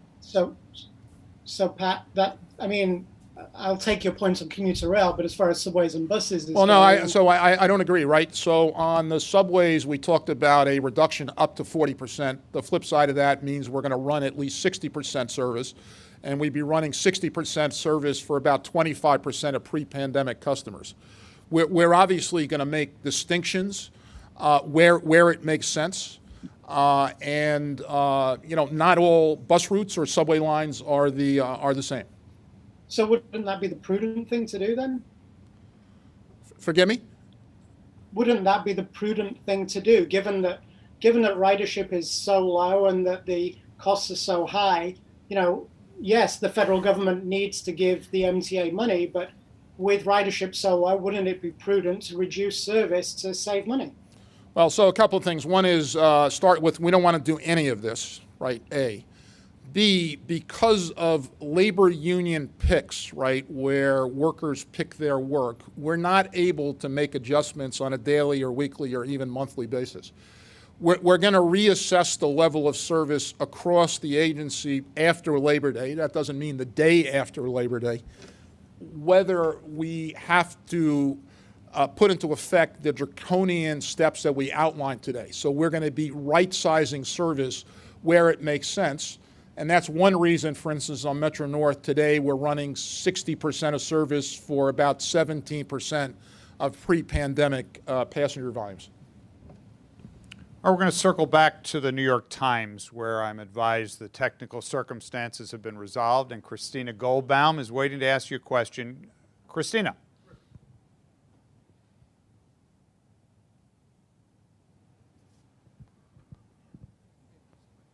All right, once. Can you hear me? We do now. Success. Okay. Thanks. Hi, Pat. 2 questions. First, again, given that you're losing $200 million a week, why not, whether it's service cuts or something else, why not take more drastic steps now to try to cut down on spending or look more aggressively for other, possible new revenue streams and do that now and not wait until the end of the year for next year? So Christina, we're not waiting till now. That's why we're running 60% service on Metro North. It's why we're running less than 100% service on the Long Island Railroad. We're not running full service on buses, although buses obviously have come back. They're in second place after bridges and tunnels. We're cutting expense $540 million. We're doing everything we can. We're going to right-size service after Labor Day, whether or not we enact the reductions in service, which no one here wants to do. No one wants to disrupt customers and disrupt employees. But if we have to do it, we will. And again, we're in active, robust, full-throated pursuit of federal funding. Okay, and then I also want to talk about a little bit about the shift in rhetoric. I mean, back in April, the board meeting, you asked for 3.9 billion from the federal government. You know, in more recent weeks, that's changed to 12 billion. I mean, the APTA is saying that all transit agencies across the country will need 32. I think a lot of people would agree that it's highly unlikely the MTA will get 12 billion from the federal government this year. So with that in mind, do you think it's fair to tell riders that they will likely see some version of the picture you painted today in the coming year? Well, let me ask Bob again to talk about the 12 billion. The 12 billion ask again represented $10.3 billion of lost revenue, passenger revenue and direct tax revenues attributable to the COVID pandemic. About 600 million also was the anticipated loss of additional subsidies coming in as state and city are affected. And then it's $1 billion for the congestion pricing revenues that we expected to come in 2021, which now definitely are not going to come in. So that in total is how you get to the $12 billion. Yes, but didn't we know that back in April? So again, if you've asked, congressional leaders for this suddenly, 12 billion just over the summer and not at that point, what makes you think that you can get that 12 billion by the end of this year? Well, look, Christina, the federal legislators and appropriators decided to provide us $3.9 billion in the CARES funding. We were incredibly gratified for that. It did not at the time satisfy our funding needs for the remainder of 2020, and certainly did not represent any portion of our funding needs in 2021. I think that was clear to everybody. And what we are doing is providing a candid explanation of what it is we need to get the MTA through the rest of this year and 2021. Next up is Steve Nesson from WNYC. Steve, take it away. Hey there. Can you hear me? Yes? Yes. Okay. Yes. Oh, sorry. Two questions. One is, have you briefed Gillibrand and Schumer about these doomsday scenarios, and what have they said?